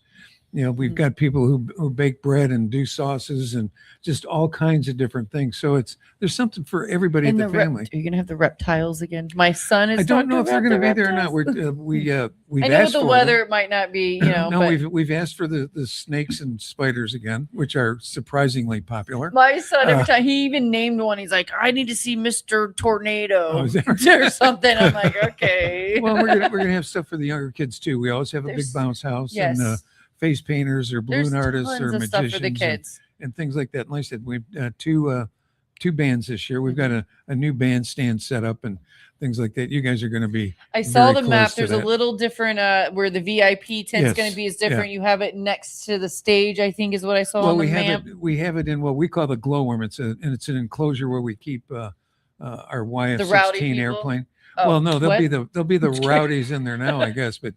We've moved the bandstand out a little bit and put the sun porch out a little bit, so a little different layout this year. I love it. It's a huge map. I mean, I'm looking at the map. I can't share it, but I mean, like you see a map of a festival, which is kind of cool, and you see little squares where you're supposed to be, but then you see a bunch of like airplanes and planes that you're going to be set up next to. It's wild. Yeah, can you show that on there? Can you just hold that out? Well, you don't put your hand in front of it. I don't want to show all the details. But yeah, I mean, like, it's all planes. You are literally at a beer festival against this part, in my opinion. Everybody knows what a beer flight is. Yeah. But have you ever done the ultimate beer flight where you're up in the air in a vintage warbird? That's it. Doing a beer flight in the air? Drinking with the pilot? Oh, I'm kidding. No, well, the pilot's not drinking. I don't know what the pilots are doing. Who cares what the pilot's doing? He's landing it and putting it up. Yeah, as long as he gets up and down, and no problems. Yeah. And what's the airplane? It's a C-47 of Dakota. It's a World War II vintage airplane, and those flights have been very popular. We have issues from year to year sometimes. Don't give the issues. No, the issues are always a weather issue. So sometimes we have weather, but it looks like the weather's going to be good, and we've still got a few seats left. So check out the registration site. We've still got some VIP spaces left, and the rest of it is pretty much unlimited. But we have special pricing for veterans, first responders, that type of thing. So. Our sponsor, Glenn Lawson and the Biker Wolfpack, went up on the plane last year. Oh, did he? Okay. Yeah, they didn't take me. Yeah, they didn't take us. him and with Sun God Graphics, him and Robert Howell, they both went up with Biker Wolfpack, and they said that was an amazing It's flight. a once in a lifetime kind of thing. Rob Howell with Sun God Graphics, he is a nut when it comes to aviation and vintage stuff. Yeah. I think last year he came in his He flight did come suit. in his flight He came suit. He came in his vintage flight suit, So they are going to be there this year as well. I don't know if they're going to go back on a plane, but they couldn't stop talking about that beer flight up there. He said it was beautiful. They got to see all of Fort Worth and DFW, and to just be up there and in that old warbird was amazing. Yeah, it's good. It's just another addition. We try to bring in a lot of different things for people so that it's not just a bunch of guys drinking beer. We want it to be a family event. We want you to bring your kids, come out and have a good time.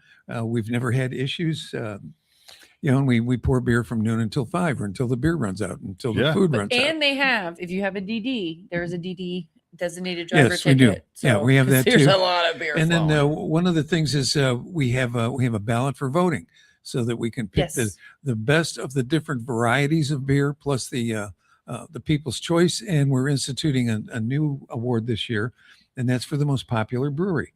So in the past we've found that you may not have the best beer, best single beer, but all together you may have the best varieties of beer or the most popular for the people who are there. So we want to recognize the individual brewery just for the good jobs that they do, because there's a lot of heart that goes into all of this stuff. There's a lot. When you really break down the science of the beer, it's like I'm a beer nerd. Yeah, I want to reiterate. You know whiskey, I know beer.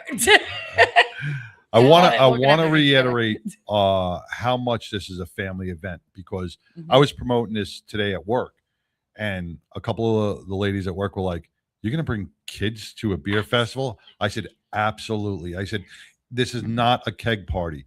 This is a tasting where the adults can have some adult beverages of their favorite brewery, but there's more stuff for the kids."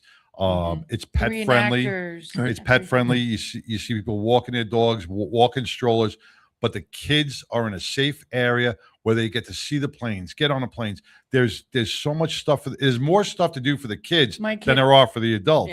Yeah. So this is a huge family event. My kid absolutely loves it. My kid's 10. He's been going for the past 4 years, and I tell him that Hops and Props is coming. Oh, I'm not going to grandma's this weekend, right? I'm like, no, you're going to Hops and Props. Oh, Mom, you're taking me out of the house. Well, our primary reason is this is our annual fundraiser, and so we want to introduce people to the history of the accomplishments and the things that people have done here with aviation over the last 100 and so years, and so it's our opportunity to do that. And our primary customer is 6 to 12 years old, so Hops not and Props. Saturday. Well, you might be surprised. No, we have a lot of young people that are there. And the whole idea is that this is a family event. We want you to come back later on. We do car shows. We do all kinds of things.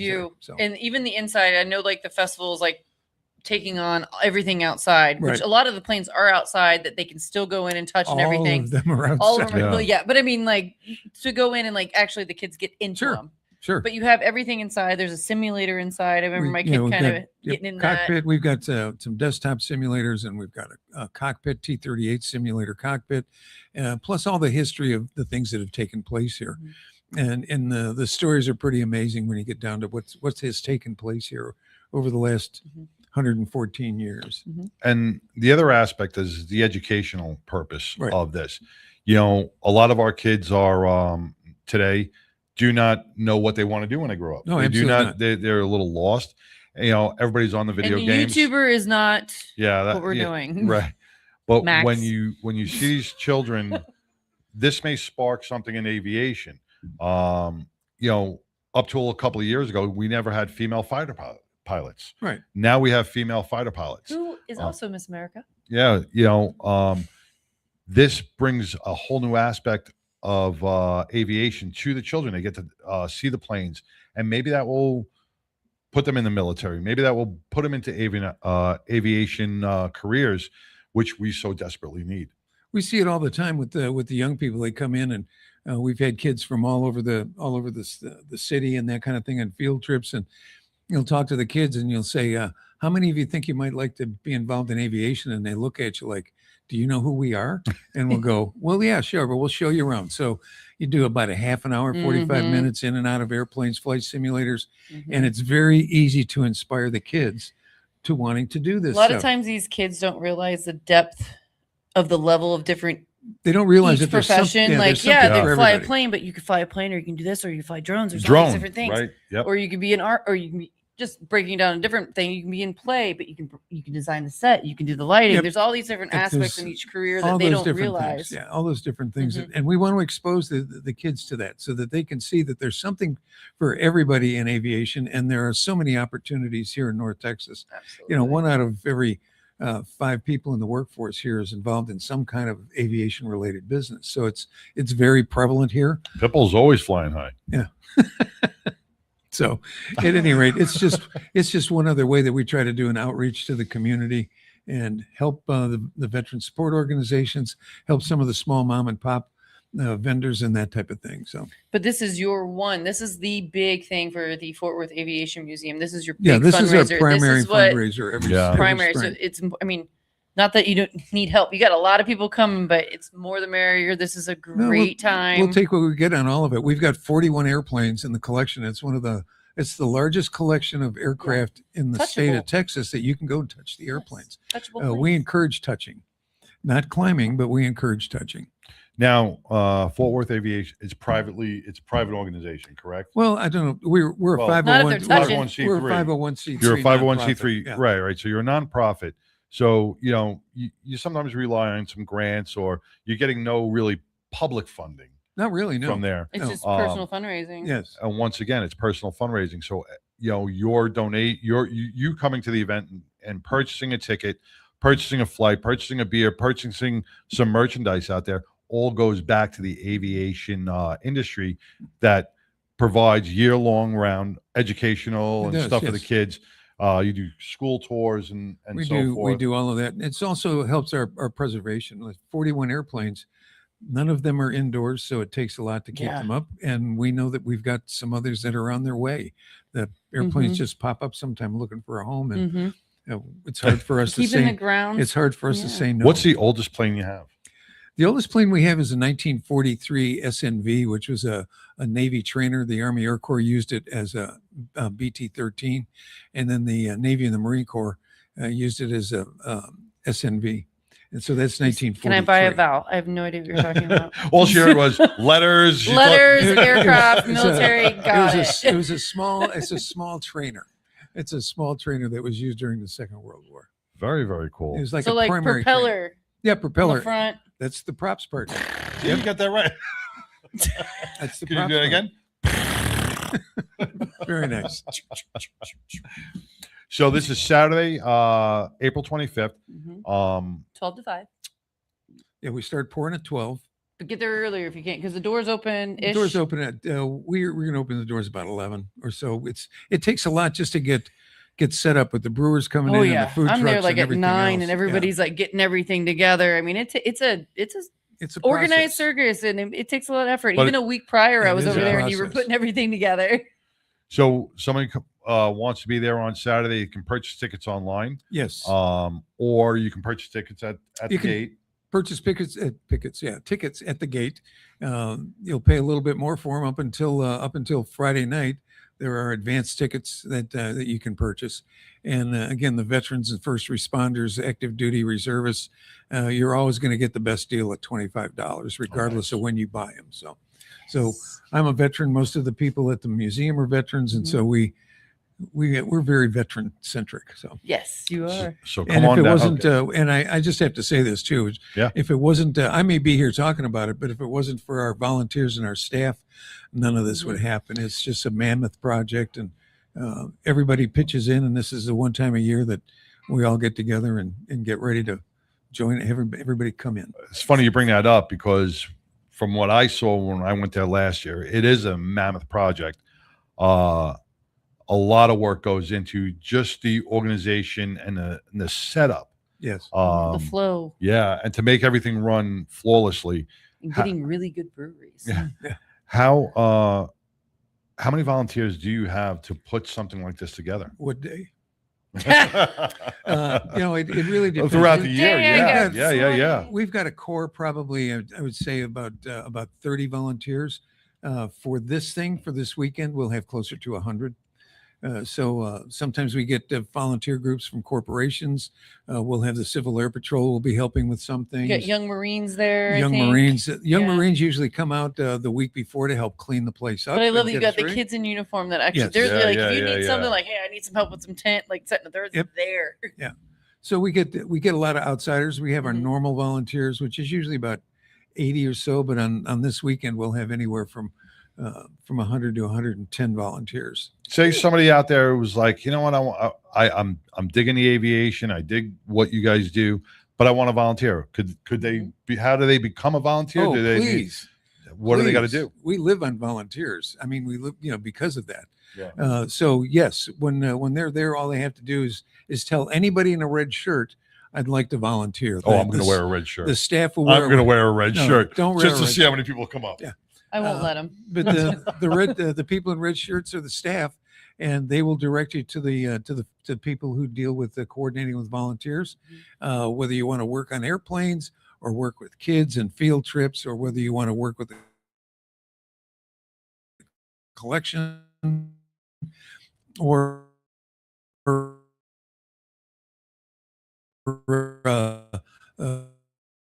we have a lot of our veterans who are our docents or our guides. Starts at 12. Beer starts flowing at 12. Gates Right. can open up at 11. You said, right? Yep. About 11. We will be there. He will be a pilot again this year because I'm Yes. making him his outfit. Yes, she makes me dress up. God, no, I love it. I love it. We had a great time last year. Purchase your tickets online. Can you put up that website one more time on where you can purchase your tickets? Parking, I think, is separate. Parking is separate. We've got two parking options. One is close-in parking. And again, you can buy discount parking tickets for $15 an hour. It'll be $20 the day of the event. And then the other one is we have free parking down the street, and with a free shuttle that'll take you back and forth. Fantastic.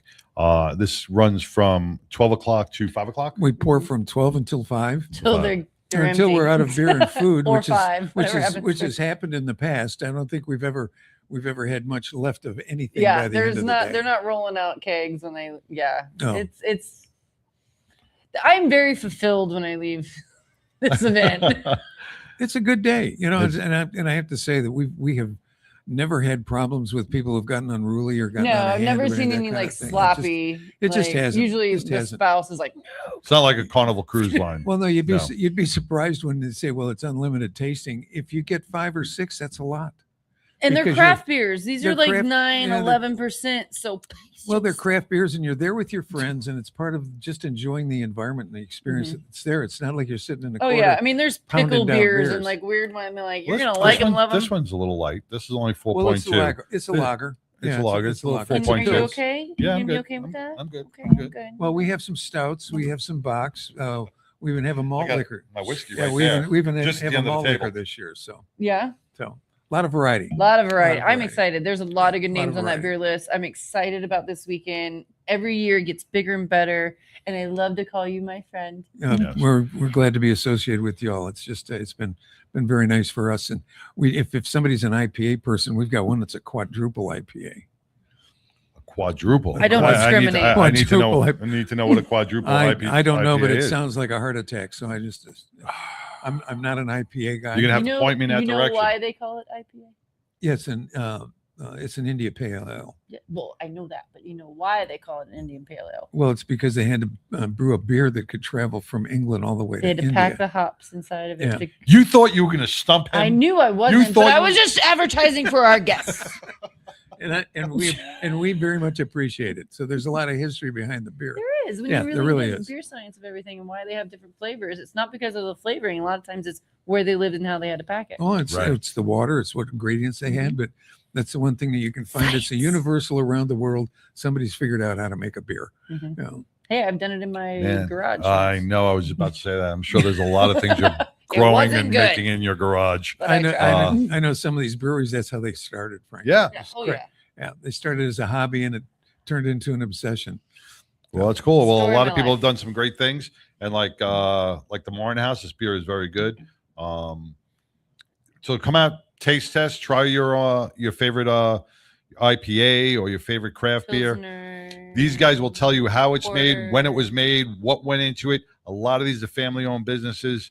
A lot of these people take a lot of pride in what they do each and every day. I'm going to leave the list with you. Yes, sir. So you can look at it and salivate. Over it later.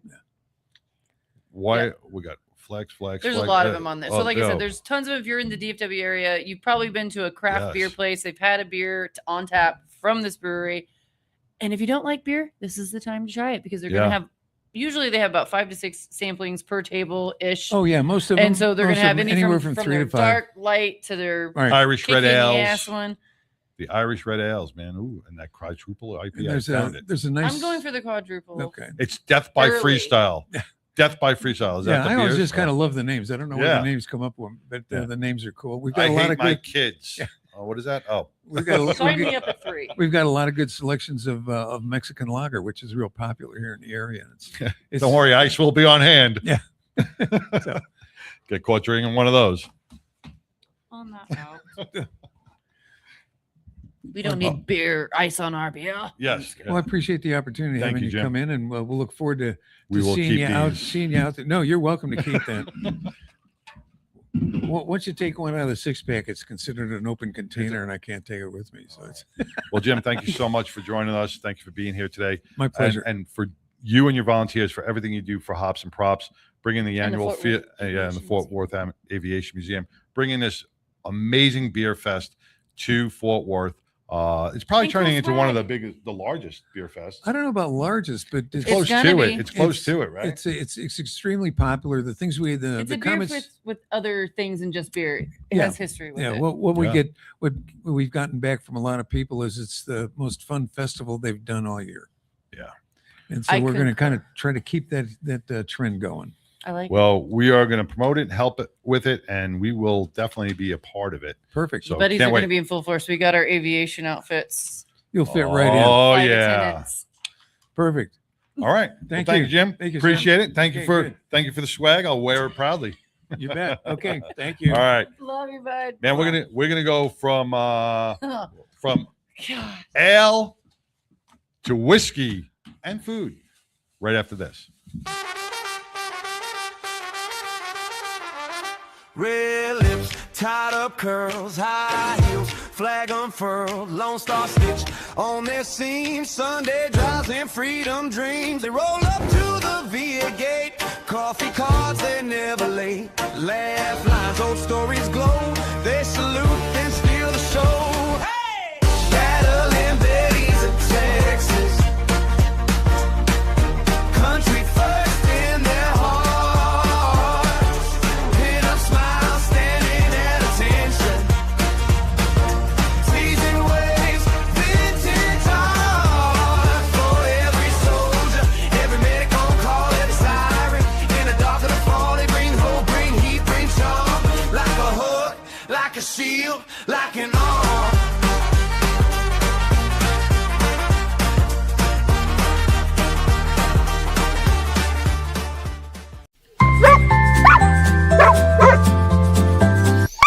Here at 1010 Aussies, we're going to find you your forever pet. We specialize in miniature and toy Australian Shepherds.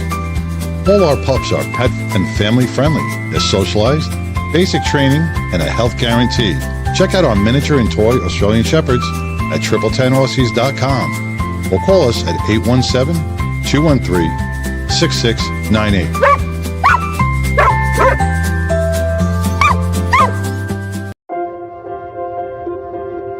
What we believe in at Glenn Larson Law is doing one thing and doing it really well.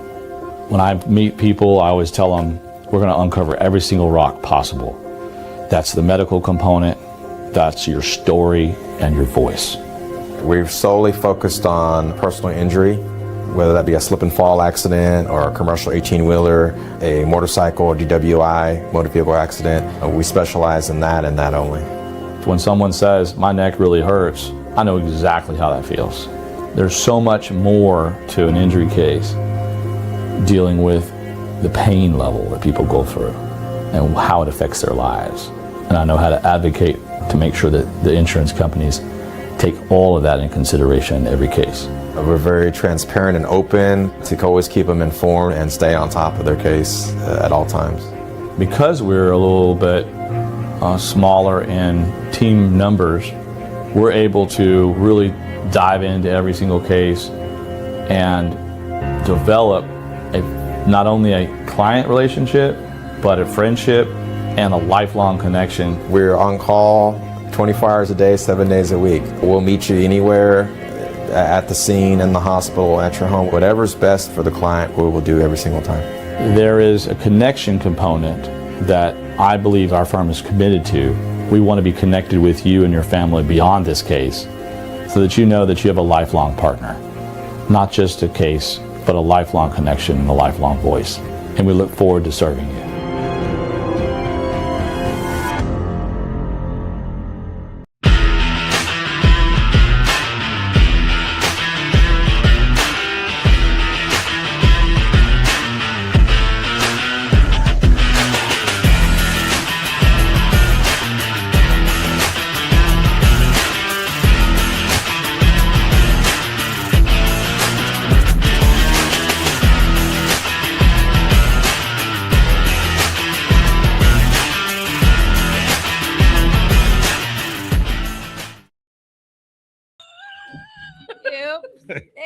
Woo, welcome back. We had to change sets a little bit. Welcome back to 99% Radio Network. You just heard from Jim with Hops and Props. That's this Saturday, the beer festival in Fort Worth. Fort Worth Aviation Museum from 12 to 5.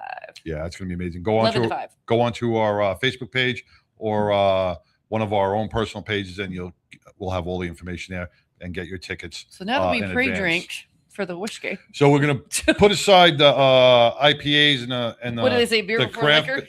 The craft beers, and we are going to welcome this little gem right here in North Richland Hills, Barrel and Bones. Just opened up over the summer. I mean, we did our grand opening January 9th over the winter, and you guys have put your footprint into Fort Worth. Into North Richland Hills with some amazing food, amazing staff, amazing atmosphere. I can't say enough about you guys, and you brought some of your things with you. So Chance and Tika, welcome. Yes, sir. Thank you. Thank you so much. Tell us a little bit about the backstory of Barrel and Bones. So Barrel and Bones was started approximately a decade ago with the original location being in the Colony. And then they expanded to the Carrollton location, which is when I then joined the company. I was there in Carrollton for 2.5 years as the AGM and learned a whole lot underneath Ryan Hayes, who's very popular. He does a lot of our promos. And then as that progressed and I learned more, they promoted me to the general manager position at Inwood. And then when this one came open, they asked me if I would be interested in running it, and I could have done backflips. I was super excited to have it. You couldn't be in a more perfect location right here on Grapevine Highway to serve many of the DFW communities. Yeah, we're very centrally located. Yes. We're right smack dab kind of, Fort Worth and Dallas. It works out really well, right in the HEB area. So tell us what they're known for, what Barrel and Bones is known for besides its greatness. So besides these ribs, we do have this plethora of amazing stuff in front of us. We're known for our globally inspired barbecue, but we're also known to have a very large and vast selection of bourbon, scotch, and whiskey, as well as fully staffed bars. So each particular location is going to have a little bit of something that the other one may not have. For instance, if you go to the Colony, they may not have American Metal right now. I'm not sure. I haven't looked at their inventory, but they're going to have a selection to selection. their crowd. Exactly. We're going to tweak it to Intriguing about Barrel and Bones when we first came there. Not only are you open to community service and backing the community in which you're located in, because you opened up your doors in the middle of a ice storm for us at last minute for Heroes in the Sky. It was our honor, but that was wild wild. You know, that, The one day. The one day. No. you know, when, It was fun. yeah, you It know, really was when- fun. when If I a- didn't live an hour away, I would have been there. I love promise. coming and drifting on the highway nightly. But you did. Oh yeah. But you did. It's And- a very small sacrifice compared to why we were doing it, Exactly. right? That Absolutely. Exactly. I tell you, I love the food day, and with you being there, opening up the doors for Heroes in the Sky, sold me on Barrel and Bones forever, because there is not a every place in the DFW area was closed down. I reached out to Tika and said, "Hey, is there any way, without hesitation, what do you need? Of course, we'll be there." There's not If- many people that do that because Yep. I've reached out to other organizations or restaurants to like even just host an event. Now we're gonna work something out for future, but Absolutely. like you don't get that warm opening a lot of times. It's like let me look, let me do this. No, you know? we Ready to do it by herself, Yeah. just unlock the doors for a place to be. But then Chance came in, Yep. battling. You know, the staff came in because it was for our veterans. and they love to work there too. Yeah. That Oh, it's a says a great lot place to too. work. Yeah. So I mean, that once again, that sold it. And then I started trying your food. The And- food, girl. We went that one day. We came after the show. It was my husband's birthday, and we all showed up that one I day. remember. A lot of those girls have literally raved about everything since then. And I after have that- yet to see them for $2 mimosas on Saturdays and Sundays from 11 to I got 3. grounded The for battling mimosas Betties last need week. to have a meeting there so that then I can participate. Hell yeah, we do. Okay, I see you. I see you. I know. Yeah, but literally the food, like the guys have raved about it. The girls love the food. I think even after that, it was like I don't know if it was just circumstance, but it seemed like a lot of my friends had meetings with other people. Yes. They were going to that restaurant. It was like, all right, this is the place. I mean, I'm talking like fresh food. I don't rave about a lot of food places because I mean, some people are like me. I can Right. get by. This stuff was like the salad was crazy. It's very much a lot of things are made in house, right? Yeah. Almost 90% of our menu is made in house, and it's done with care. It's done with love. It's done with original recipes that were crafted and created by our chef. Make sure that everybody is getting a nice, good Texas-sized meal, and then we're Can't going to wait, give you man. a good Texas pour. You Oh, know, where are you going? but I when you already say- know. When you say a Texas style meal, I'm going to just pull one of these ribs forward while you guys are talking. I did yet- bring you some barbecue I have sauce, so I yet to didn't try have the them ribs. I have sauce yet it. to try the ribs. I yet. had them do Oh, the stout they're glaze amazing. on it, so our ribs come with our come out, and we're ready to serve them to you. We have the stout glaze, and then we can These also smell like they just came off pre-sauce the them. smoker. They did. They did. They're smoking. They every day. absolutely Oh, did. Every day we smoke fresh meat.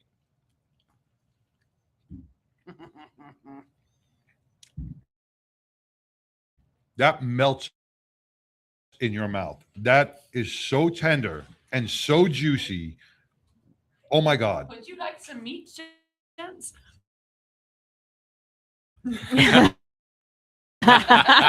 If you notice, I took one, Chance took one, you got the whole plate. And that's only a half rack, yo. Yeah. My God. That's not even a full rack.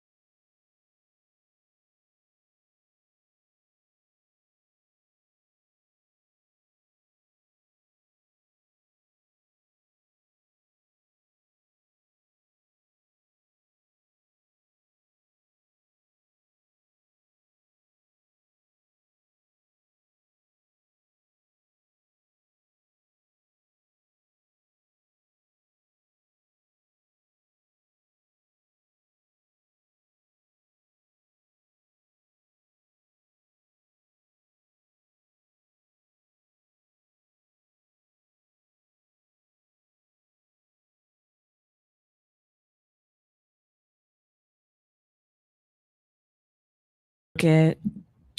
I don't know. it. I don't know how Too long. much meat on There's too much. G-rated, ladies. Too much. We lost our feed for a second, but that's the internet. I apologize. So I don't know where exactly we lost the feed, but I think of the first whiskey.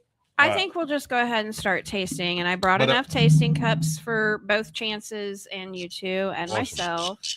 Just Do you we make still the getting pickles video? in-house? We got video Yes. up? Oh, okay. Yes, ma'am, we Okay. do. We make the pickles and the onions I'm not in-house. gonna lie, girls. I don't my pickle girls. They're sweet, but they're spicy, right? they're They have crunchy. just a little. Yes. So we make those every single day. They are. And they brine, and they're fantastic. They're so really good. the first whiskey that you're going to taste. Before we get into whiskey, I just want to reiterate one thing. You know, a meal like this, your rack of ribs or your monster chicken wings, you know, you would think, especially on her face right now, how good they are. I'm like, right? I can't even. I don't have words right now. You would think this would be a high-end restaurant cost-wise.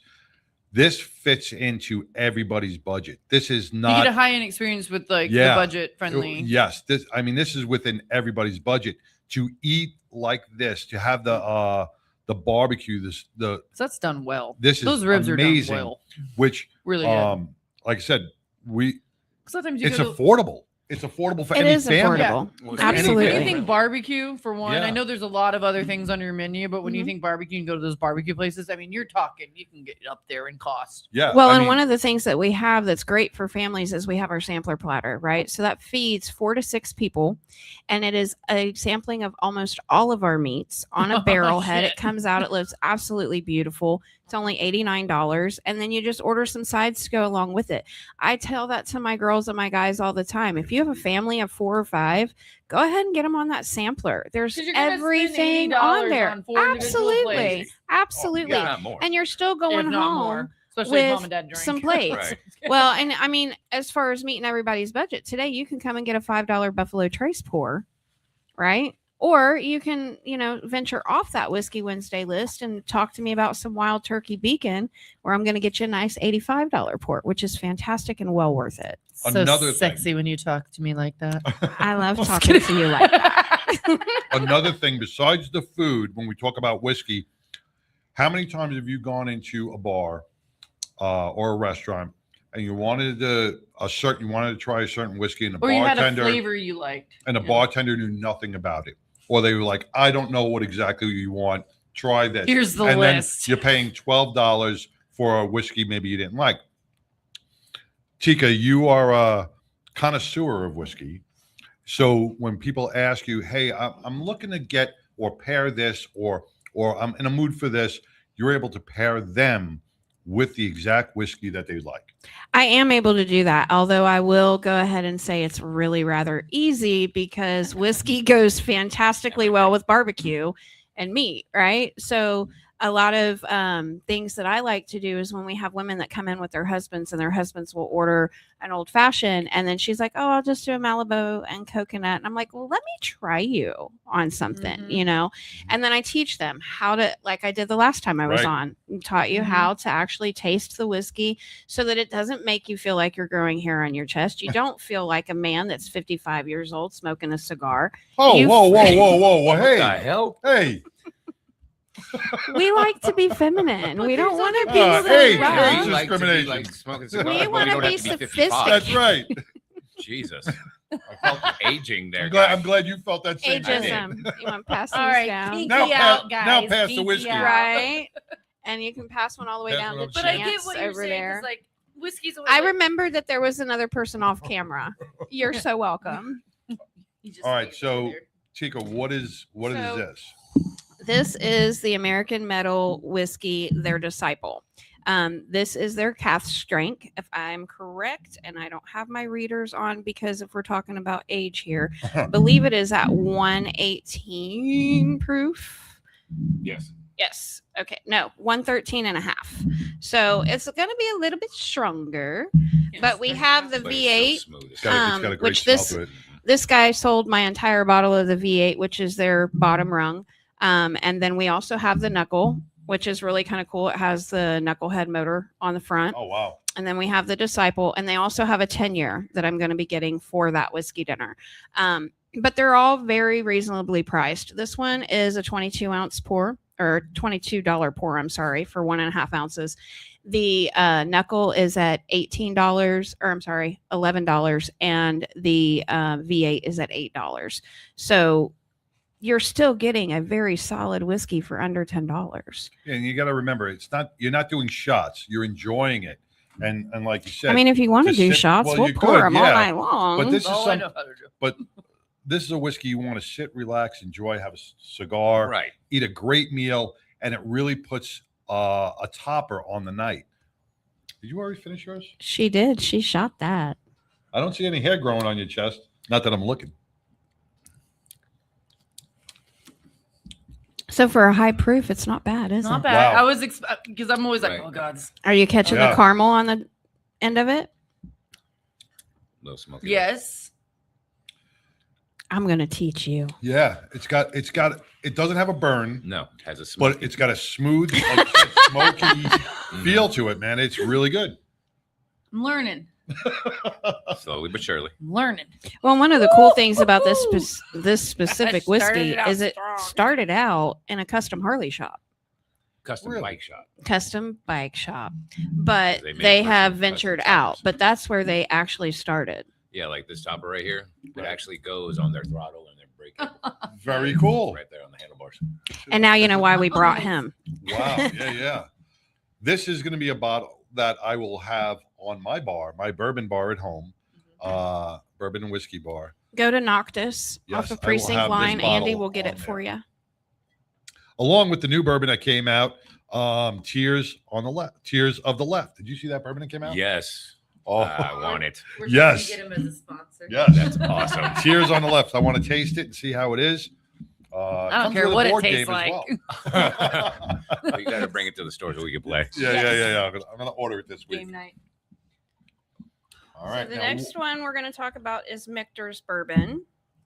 This is on sale today for $10 a pour. It's a fairly well-known, nice bottle. Just to give you a little Can you taste pass? of what we got going on. You gotta pass it. Puff, puff, We give, got a man. conga line here. Puff, puff, give. Conga line. Keep it down. Like, cheers. Puff, puff, give. Come on. So on Mondays, we have our burger special. On Tuesdays, we have Taco Tuesday. And on Wednesdays, we have our Whiskey Wednesdays. So I wanted to kind of bring a little bit of everything. I also wanted to showcase some of the things that people look for. Michter's is very popular. We have their bourbon, we have their whiskey, and we have their rye. This one is $10 for a 1.5 ounce pour today. Wow. Free for y'all because we love you. Are you a little scared?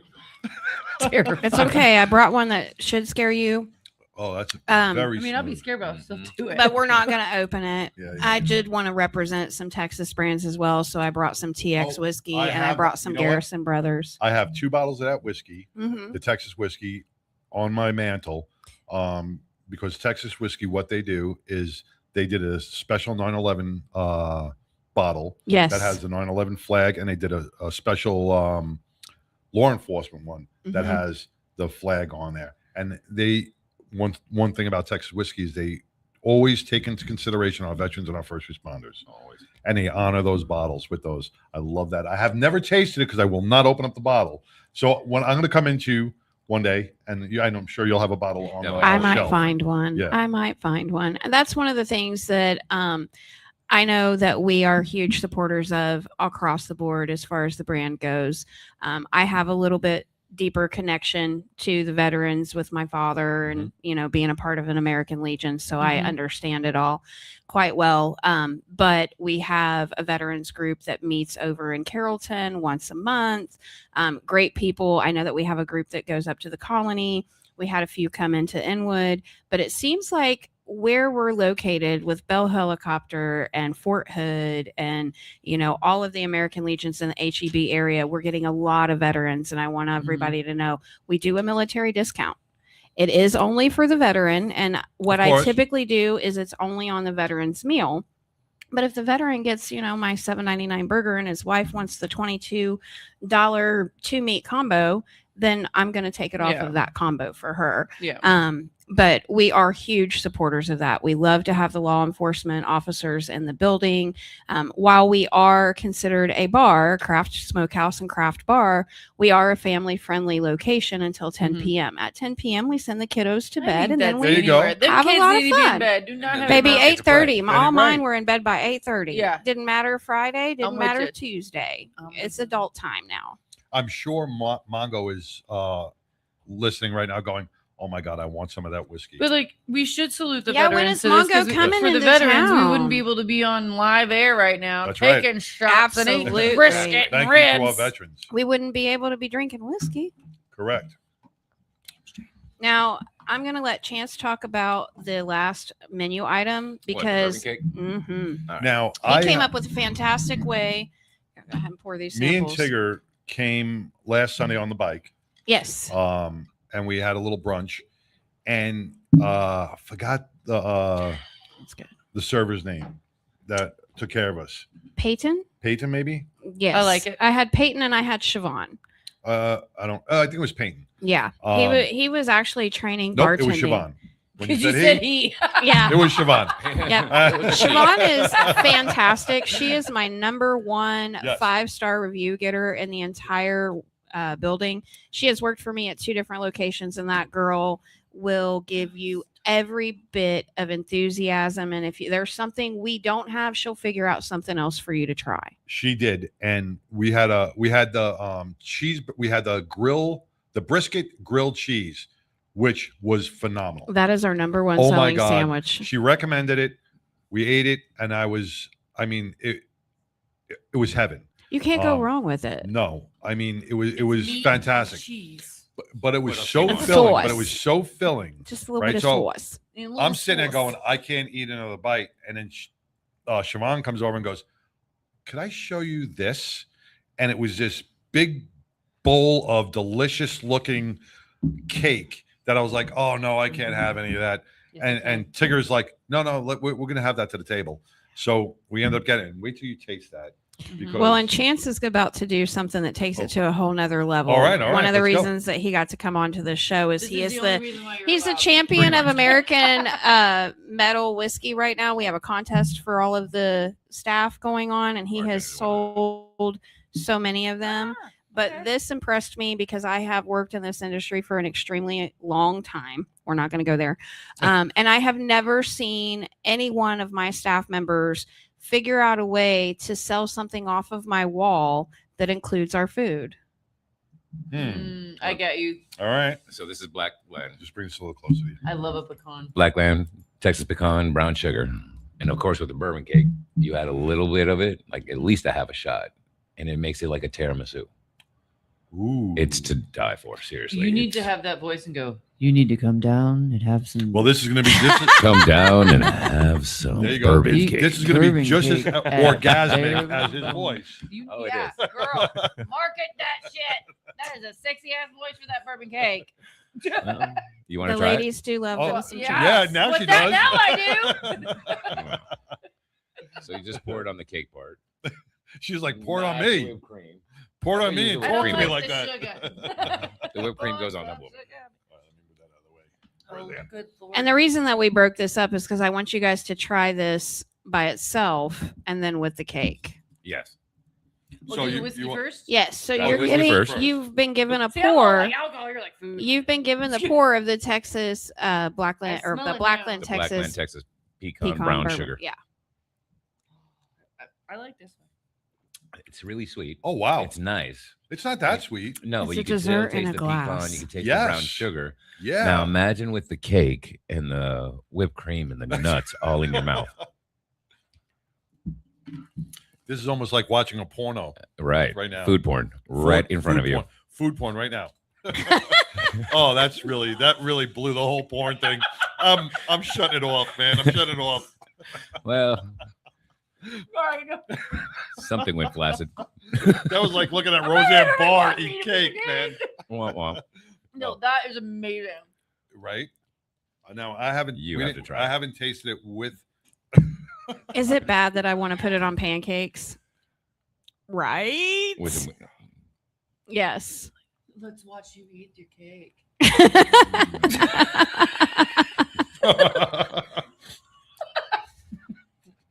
And this is kind of how it works. Wow. You know what's funny? And I know this for a fact right now, is Johnny Rizzo with Motorcycle Mayhem is in New York right now going. He's coming 4 times. Yeah, he's like, is that brisket? Johnny. Is that burgers? It's all I'm you, hungry. Johnny. Come on, Johnny, come see us. Is there a Barrel and Bones in New York, or is it just? No, we are Yeah. just in the DFW You gotta come Metroplex. here, Rizzo. Sorry, pal. I dare venture to say that if Mark and Dirk were able to get one in every single state, they would. Oh, of course. Give them time. Give them time. They're Oh. very, very busy men. They own a lot of different concepts. I got to pass this off to Chance and let Chance taste this. Come What'd you on, think? Chance. So Oh my God. since you already had it, Yeah. do you see the difference with it? Now we just need Yes. the regular. We have a regular name Chance as Oh. well. So then we would have 3 Chances in the same room. It adds a lot more pecan to it. Pecan Yep. and sweetness and Yes. flavor. But even without the shot, it is just an amazing. What do we amazing think? Cake. Right? Wow. Now I only brought the one Wow. dessert. We now, do we didn't have put another enough one. of that whiskey on there. Like I do a half a Double shot. shot whiskey yeah, cake. yeah. I would- Oh, I would drink it. absolutely. Yeah. I will sell you a double. Absolutely. You want to do that? Have Pour a it little, right all over it. pour on it and then sip it as you're eating it. Are we okay? She choked on some nuts. Give her some time. Come on, you should be used to that. Ain't the first time. Or the last. Or the last, exactly. But, another thing I love about Barrel and Bones is all your employees, all your staff takes so much pride in everything they do. Like with Chance right now, going, I can make this better. I can I can add a little bit more flavor for your palate, and trying different things, bringing more to the customer is what Barrel and Bones is all about. We have some fantastic staff members. One of the girls that runs my day shifts, her name is Brooke. She has worked for a couple different distilleries and she's a sommelier. Not that we carry a vast wine selection, but the girl knows her stuff. When I got to this location, I got there at ground zero. I had to pull everything out, get everything cleaned for the contractors to build everything. And one of the things that is absolutely amazing is that Mark and Dirk trust their general managers to build their own bourbon bar, right?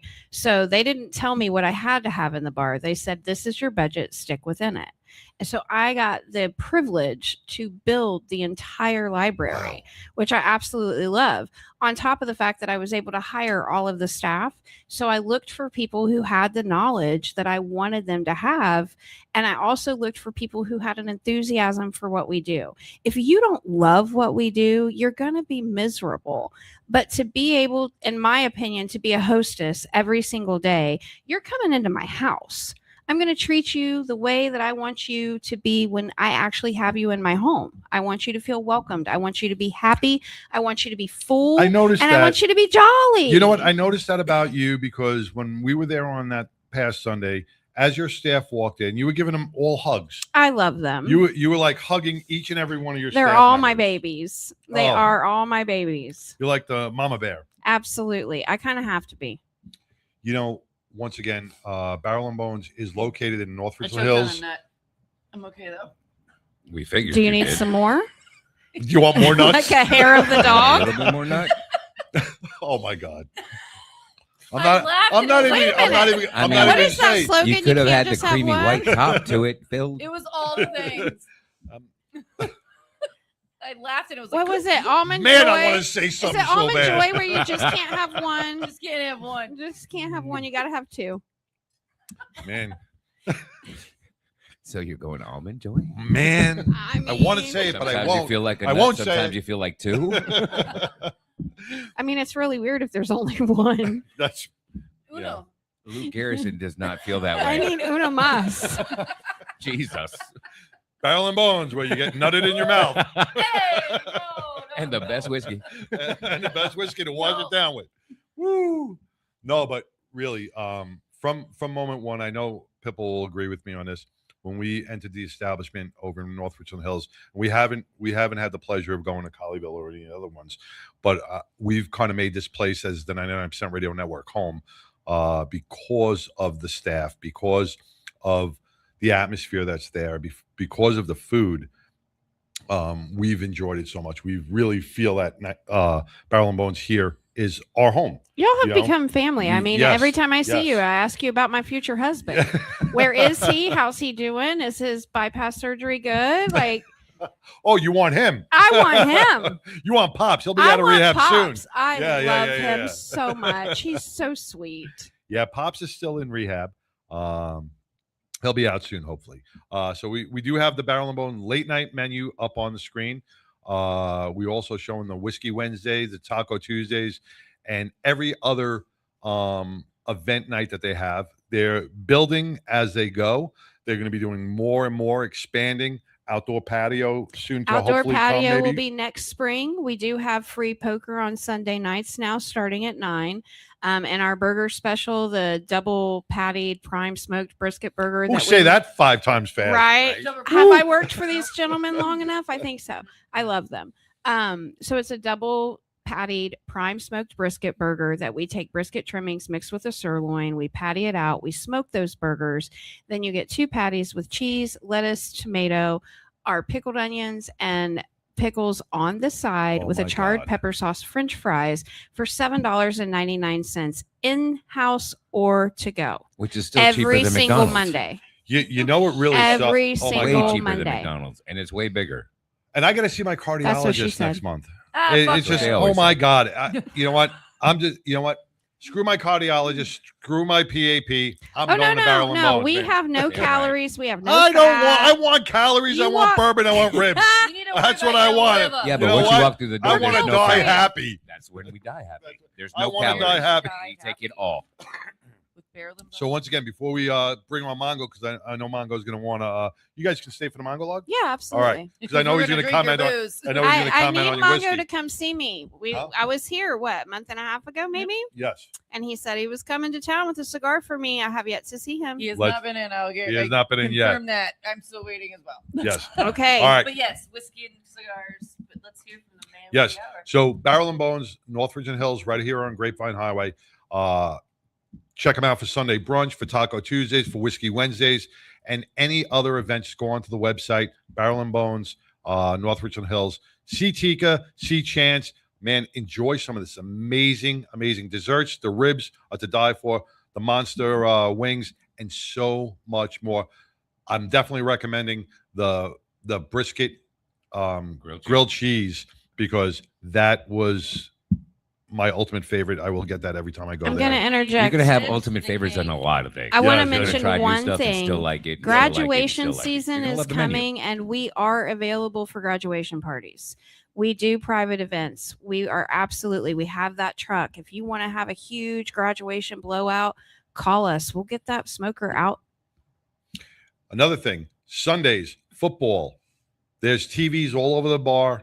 All right. Over you can 27. so you can watch football and not be overloaded with the crowd noise, but enjoy a whiskey, some great food, and a game on a Sunday. So make that your NFL pick as well. Today's draft season, draft day, draft. Oh, it is. It is draft day. I forgot. Well, with I saying draft with that, we have Barrel and the Bones. game day specials too on those I days. don't like draft day. Cares if there's a new fucking tap on there. I don't care about draft day.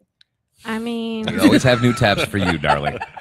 All right, we're going to take a quick break, and we're going to bring on the Mongo log, which I know we ran a little late, Mongo, but that's okay. You got all the time in the world. I know what we're going to talk about today, and I think it's a great topic. So stay tuned for the Mongo log right after this.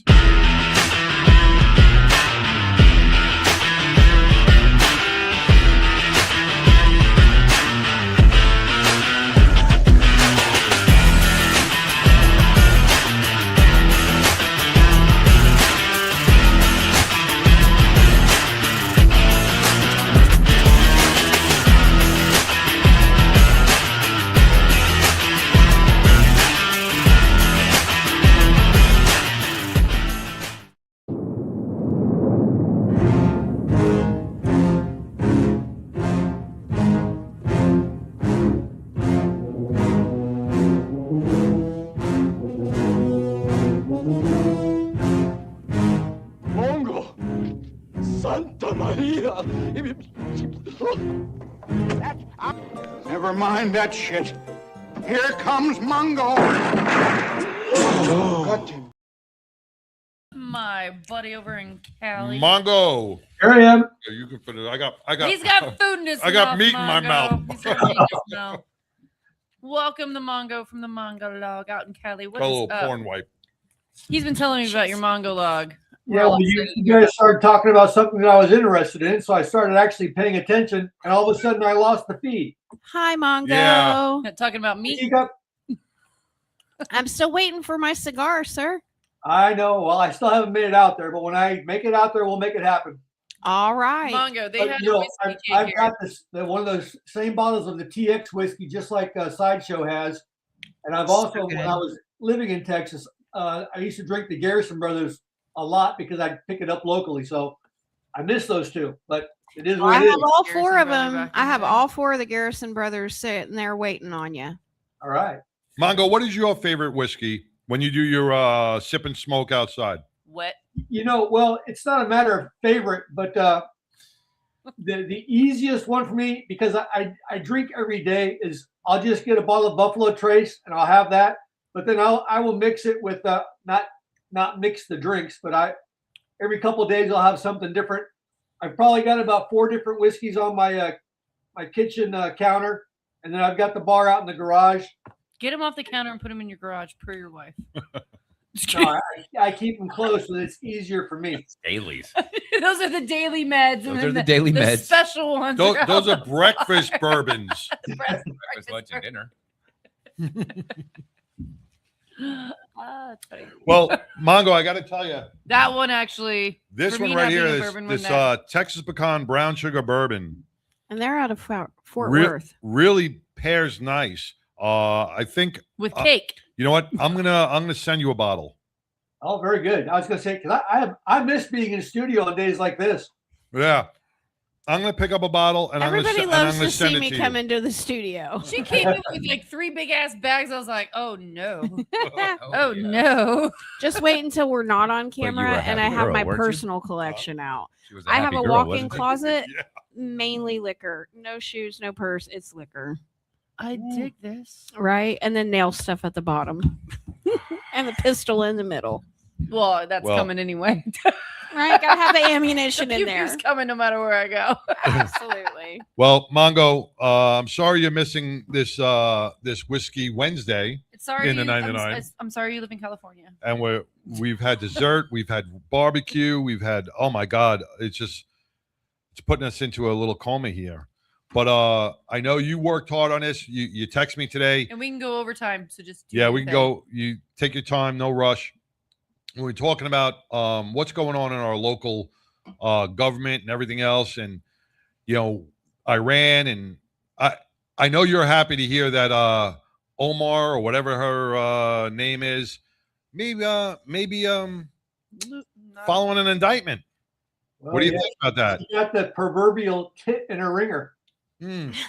You know, if I went to my tax person or my accountant, which I don't have, and my tax accountant turned around and said, "Hey, you're worth $30 million," I would be happy. And then the next year they told me, "Oh no, you're only worth $18,000." I would be like, "What the hell?"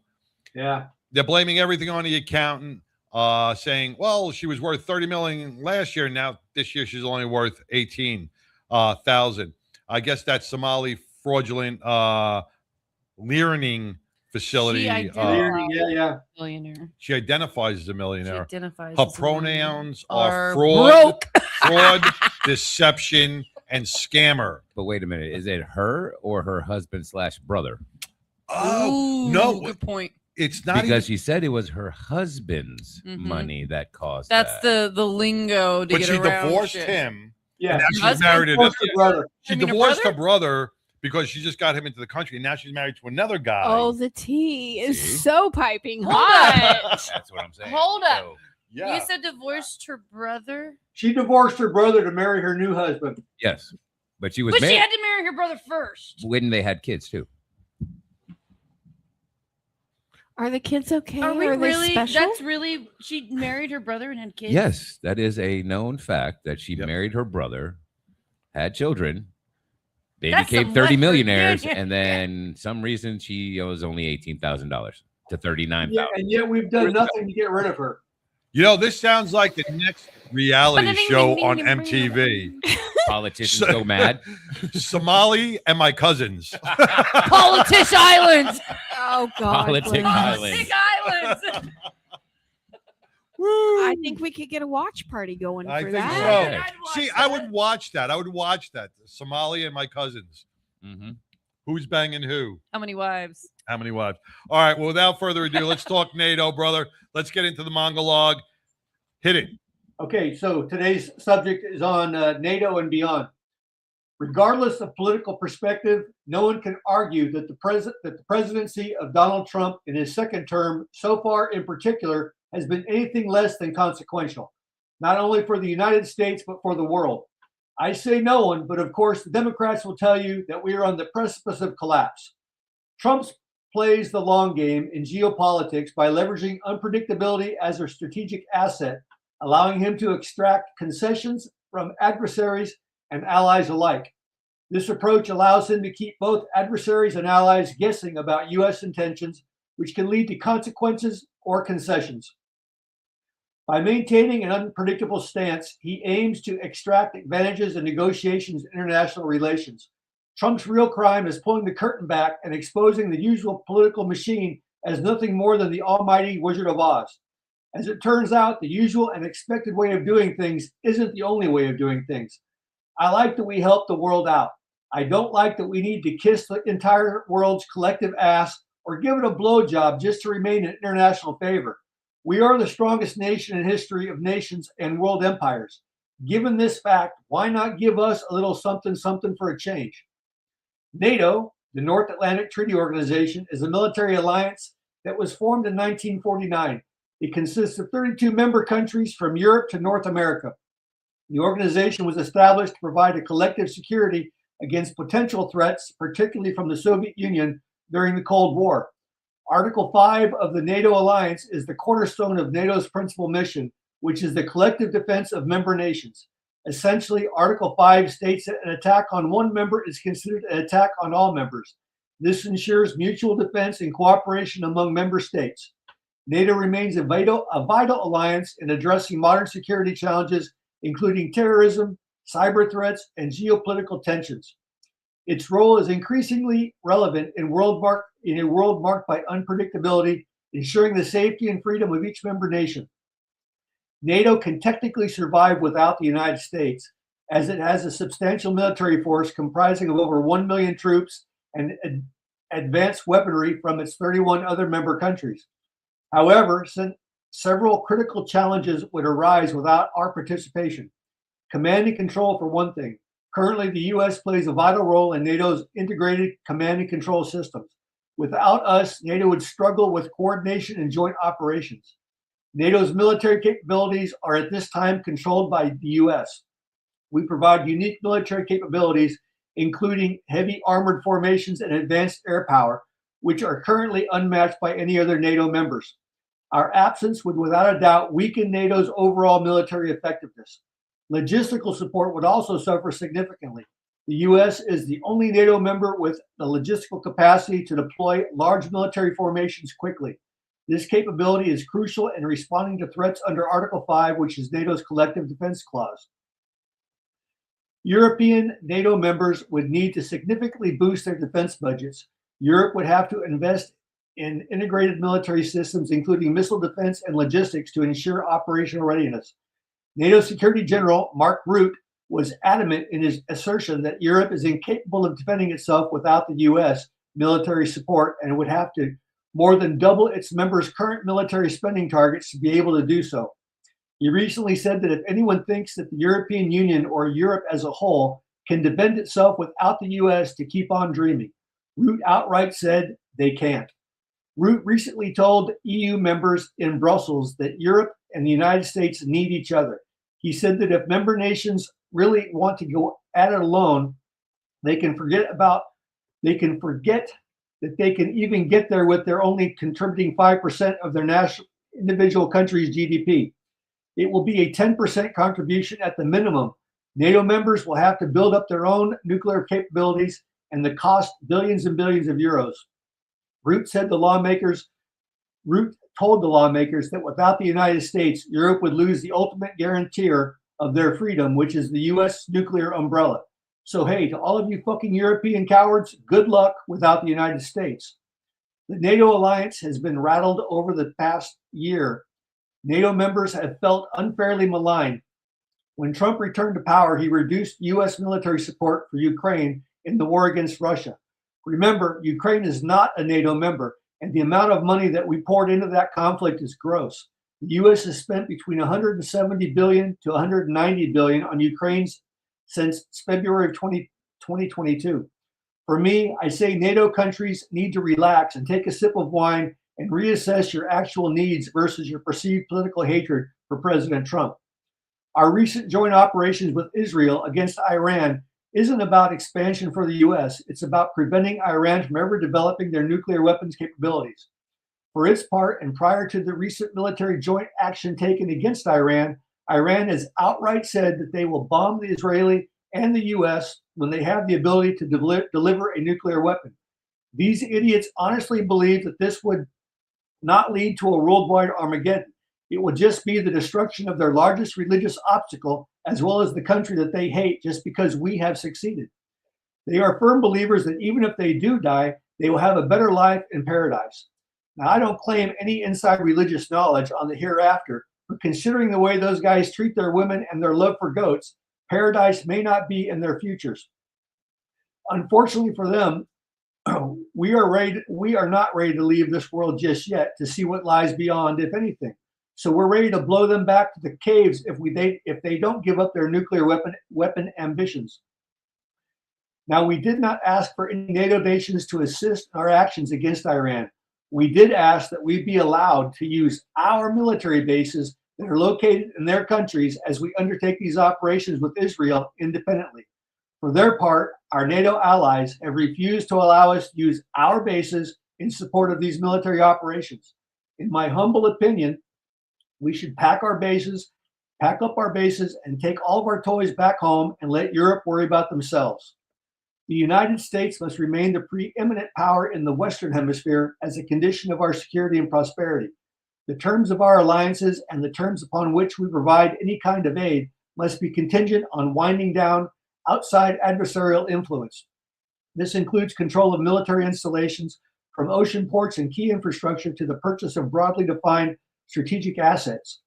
The Monroe Doctrine is a key U.S. foreign policy established in 1823. It was articulated by President James Monroe and is aimed to protect the Americas from European influence. Currently, the president's foreign policy focus in the Western Hemisphere has been almost exclusively on Venezuela. For months, he has faced off with the former Venezuelan President Maduro.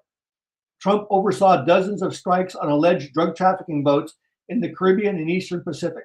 Venezuela has recently just begun to see potential benefits from foreign investments, particularly in the oil and gas sectors following Nicolas Maduro's arrest by U.S. military forces.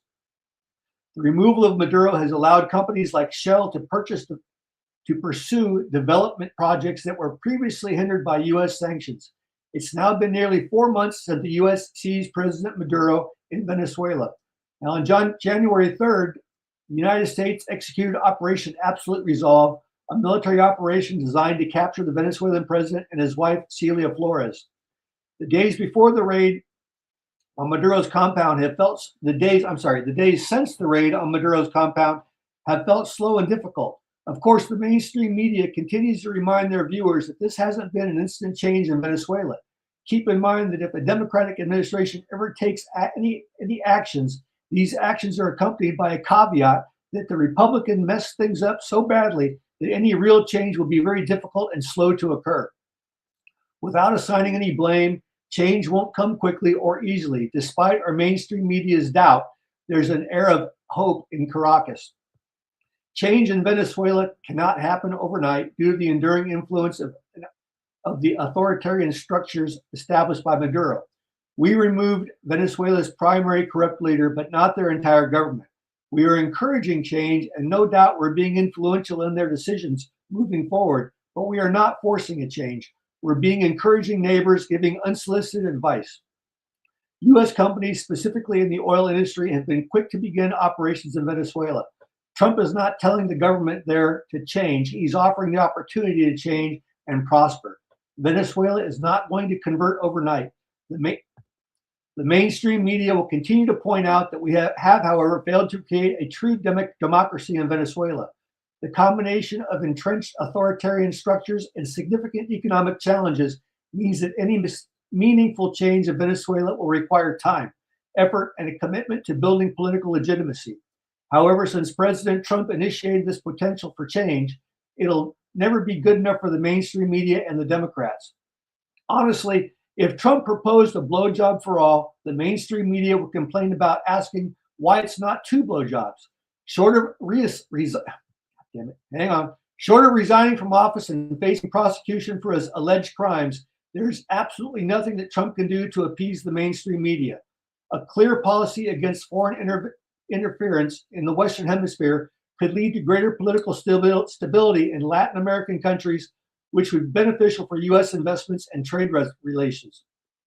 By fostering a stable environment, the U.S. can enhance economic partnership with Latin American nations, potentially leading to increased trade and investment opportunities for them and us. Enjoy the fast pace and efficiency of our government currently operates with. I can guarantee that the next time a Democrat holds the office of president, all policies that make sense because Trump changed them will be reversed for no logical reason except that it was Trump's policy. And that, my friends, is that. Whiskey improves with age, and I improve with whiskey. My name is Mongo. Whiskey goes in, wisdom comes out. I smoke cigars and I know things. Mongo is out. All right, man. Well, welcome back. Mongo, I got to ask something. You know, I heard this a long time ago about NATO that we wanted to pull out, but we never did. I don't want to get into your personal feelings. Yes, what do you think about pulling out of NATO? I mean, is NATO really worth it to be in there? Yeah, well, right now, NATO would probably not be any significant military alliance without us. We are basically there. We pay the bills. Most of those countries aren't keeping up their end of the guarantees that they're supposed to be keeping up. So, in my opinion, I mean, personally, I would withdraw from NATO and just say, you know what, guys, screw you. This is what they just did to us. We conducted an operation. We did not ask for their assistance. We just wanted to use our bases to make it more convenient for our pilots, but they said no. Yeah, NATO's been using us as their shield since day one. I mean, every other country that's there is either less of the GDP that they've been doing for their military and whatnot, and haven't even put in an effort of at least 2% of what the hell we've been putting into. That's right. So if we get out of there, they're on their own. That's right. Yeah. And let's see how well they can get along that way. Yeah, try to talk big and bad without us. Oh yeah. And that's the thing. They could talk big and bad now, but once with the once Daddy's gone, what are you going to do? I'm sorry. I'll wash the dishes. Yeah. That's why I ran back the fuck down. I ran back down because they knew better. Yeah. You know, I mean, him pulling out makes it the pull-out method is always the best. But 9 times out of 10. 9 times out of 10. We don't want a lot of baby daddies out there. No. But you know, they didn't back us in this fight against Iran. They just put barriers up against us, and we are making progressive. Progressive. I hate to use that word, but we're making strides in diminishing terrorism, and they don't want to see that, right? For some reason. Yeah. No. Believe me, I think the Democrats would even support us if it was a different Republican president, but because it's Trump, there's just absolutely no way. Yeah.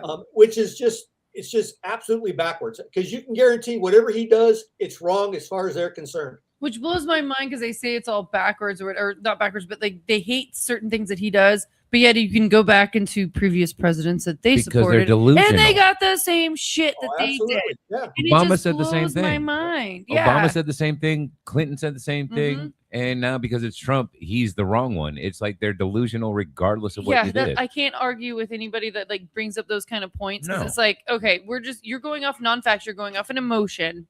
And I'm not going to argue with you on emotion. No. And yes, I have my beliefs about like my own body and things like that, but I have more beliefs about the country and what's going to be better for the country in the future for my children, regardless of what I think my household needs. It's what's best for the country and everybody else. But even then with your body, if you ask the majority of people, yeah, it's your body. We're not going to tell you what to do. Exactly. Right. They're not. In this day and age, we don't tell you. I follow like a couple like gay people that are Republicans on social media, and I love that when they go up to people at rallies and like, "What gay rights have you lost?" Right. And they're going, Name one. Give me one. Well, that goes back to the fact of the brainwashing of social media, where I was brainwashed when from you college. see some of these independent investigators go out to some of these rallies and they say, "Well, U.S. citizens are being detained by ICE." No, they're not. Name one. They're not being deported by ICE. Oh, President Trump's a pedophile. Show the proof. My favorite is that we eat babies. Yeah, they are working on no facts. I thought that was the Democrats. That was doing I hear. that. Yeah. Oh, I've been seeing like people post on the Republican thing. Oh, like because of the Jeffrey Epstein crap. Yeah, and I'm going. Now, if that was true, don't you think that would be some like as much stuff has been leaking out from aliens to whatnot to Epstein to JFK to all this, something would have come out by now. So keep your rumors and get your facts checked. Have an actual argument with facts and like talk to people. They can't argue though. They can't argue. They have can't no argue. point. They can just start scream with at signs and they dye their Well, hair. they blow whistles at you, and once you're like, all right, let's have a conversation, and then they start blowing whistles. Do you know how many people think I'm liberal because of my hair color? And damn, I'm for a judging flippin' you like empress. that. This is royalty. This has nothing to do with politics. Let me tell you something. We do not think you're liberal. No, We just I think didn't you're even really think freaky about in that bed. when I was saying. I'm amazing all the way around. It wasn't that, and I hate that I said that because but the people paint a picture. No, people paint a picture of like what people are looking. They're screaming and like they have it. Do your research. If you're But gonna they have don't. they don't. They and have it's none. like they go on such a Rant. It's like a slogan that they got, and there's nothing else behind it, and that's it. And it's like you try to have an educational or conversation with them, and it just becomes anger and all this. And I was on the other side for a little bit because I was a little bit brainwashed because I was like a single female college. I loved my hippie life. I peace this, my body, the earth, all that. Please. Had a real job. Yeah. And had to provide And and be a fucking citizen. The American Health Care Act that Obama lied about, and the chief Didn't get deporter. one fucking dime. I was a single mom. I applied for help multiple times. I was a dental assistant. I made decent money, but apparently not enough to get any help. But yeah, then I see people down in my apartment complex that got 6 fucking kids. Oh, wait. And they're able to get crab legs and lobster. And Are you ready? Driving a Rolls Royce, right? Are you ready for this? I was a single mom of 4. Oh, God. I got 0, and I mean 0 help for rent, utilities, car payment, any of that. I think that at one point they gave me $150 worth of food stamps at one point. And then the woman who granted them said, well, maybe you shouldn't have had 4 kids. There's a whole story behind how I had 4 kids. I took surgical steps to prevent the last 2 from being born. And God decided they needed to be here. And how dare you make me feel like less of a human being because I needed the help. I am all for people getting the help that they need. But I'll bet money as long she as would it's have said not just a consistent, right? Like use it as a stepping stone to get where you need to be. Thank you, Jesus. I work where I work and my owners are fantastic to me and I don't need to rely on that anymore. But there are so many single moms out there who do work full time that just need that assistance. Boost. But you wouldn't have said that to the minority. No. She didn't know whether I was white, black, or Hispanic. They did because you filled out a form. And they did because you filled out a form and you checked a box. In Indiana, I didn't have to. I didn't have to fill out my racial demographic. And my name lends you to believe that I am not who I am. Well, then there you go. Yeah. You know, and you know what? With this conversation, I think it opens up. And see, this is why I love the monologue. Because it really brought. Is he even talking? Are you still there? Yeah, he's still there. He's still there. I see his handsome face. And Mongo, this is why the monologue is so important to our listening audience because it brings out it brings out a conversation that needs to be held. And so many people like you, Tika, and like you, Pipple, single moms who really suffered and battled the steps through prior administrations, and now that Trump is fighting all those fraud cases and fighting all those other things, these liberals are going, no, now you're going to take from me, and give it to, and Trump's ready to give it to where the people deserve it. Absolutely. Have you heard about the EBT rants? No, that I did not hear. That I did not hear. EBT rants? Oh, they're great. Amazing. Yeah. So everybody that has EBT, majority of them are ranting and raving because they have usually like 6 or 7 kids and bitching that they have to do 15 hours of community service for $4,700 a month in food stamps. They get $4,700. Some of them.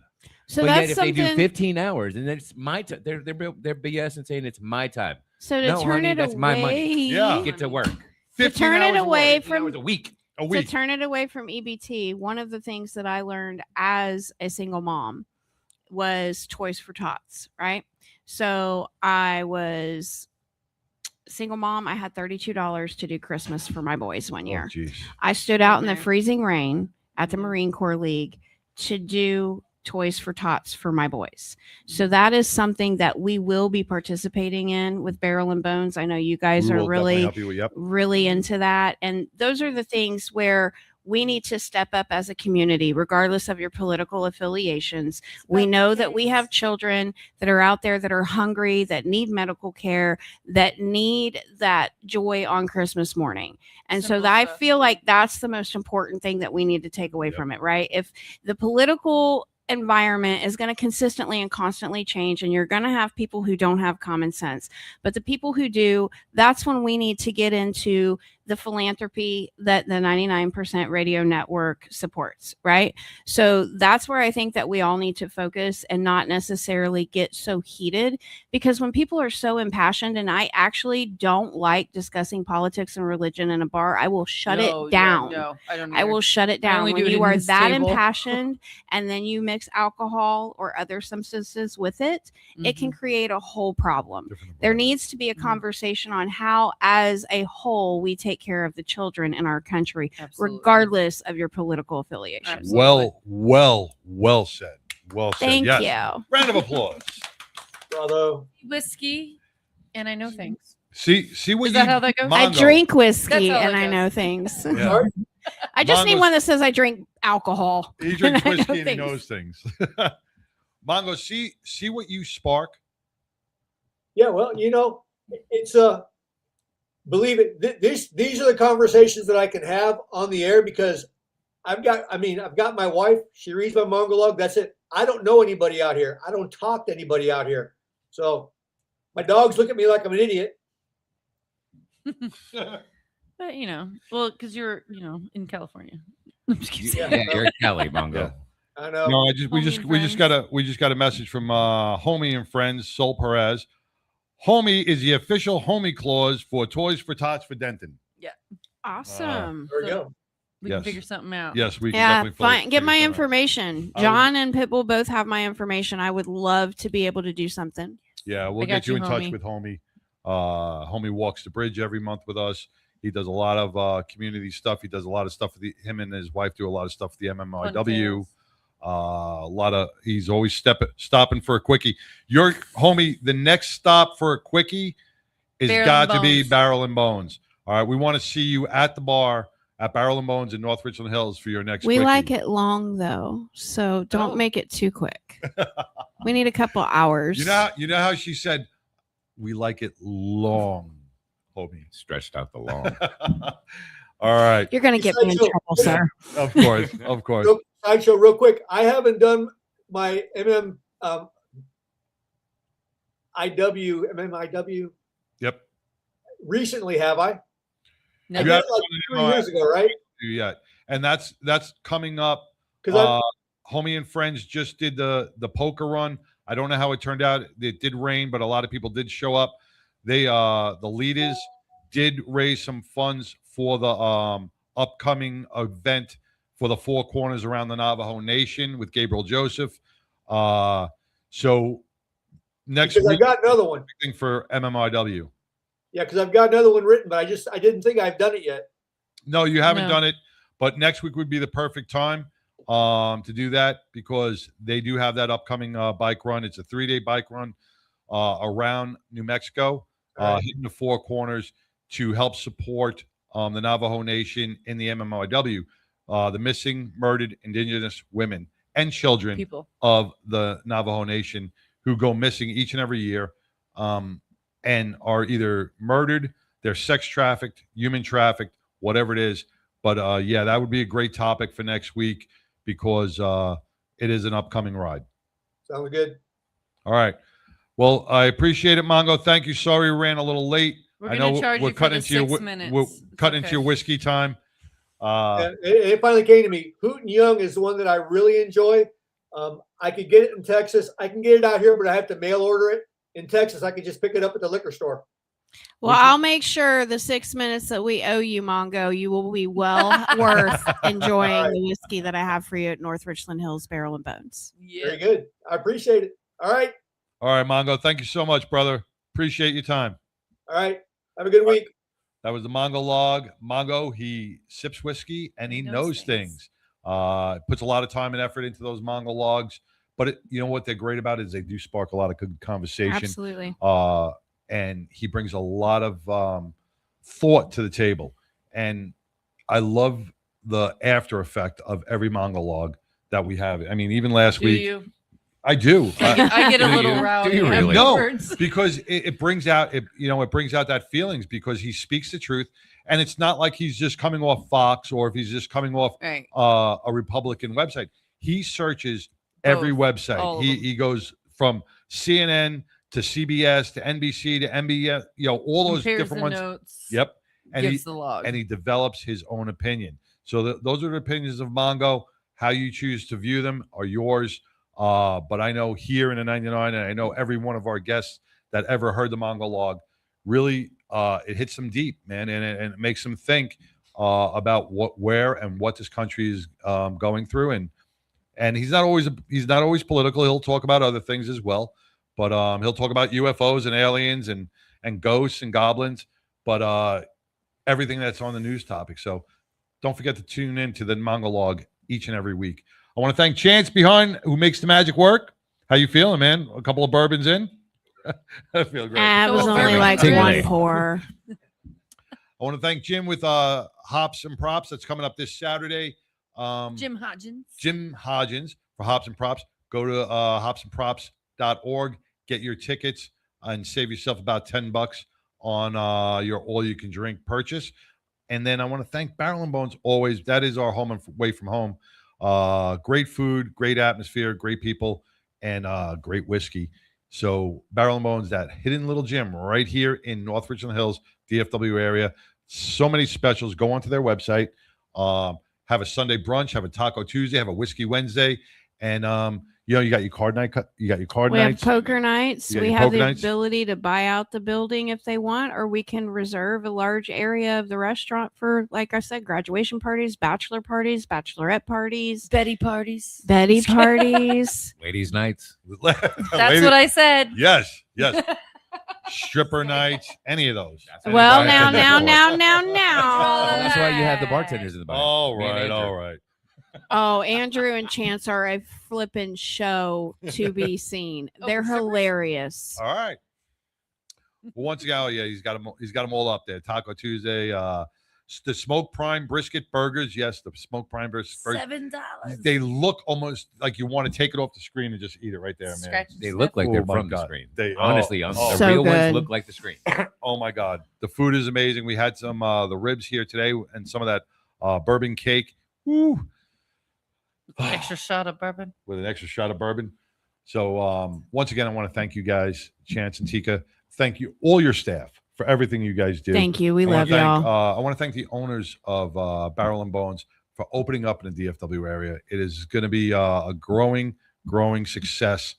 Each and every we support it. The 99% Radio Network supports it 100%. I want to thank Motorcycle Mayhem, Milwaukee Authentic Motorcycle Gear as well. We're going to talk more about that next week. I want to thank all our foundations, organizations, Brotherhood for the Fallen, Celebrity Softball, Tattoo Mark Foundation, and so many more that make a difference each and every day in someone else's life, your community's lives, of veterans or our first responders' life. I want to thank Petbull with the Battling Betties, who provides so much healing for our veterans. Those women are amazing.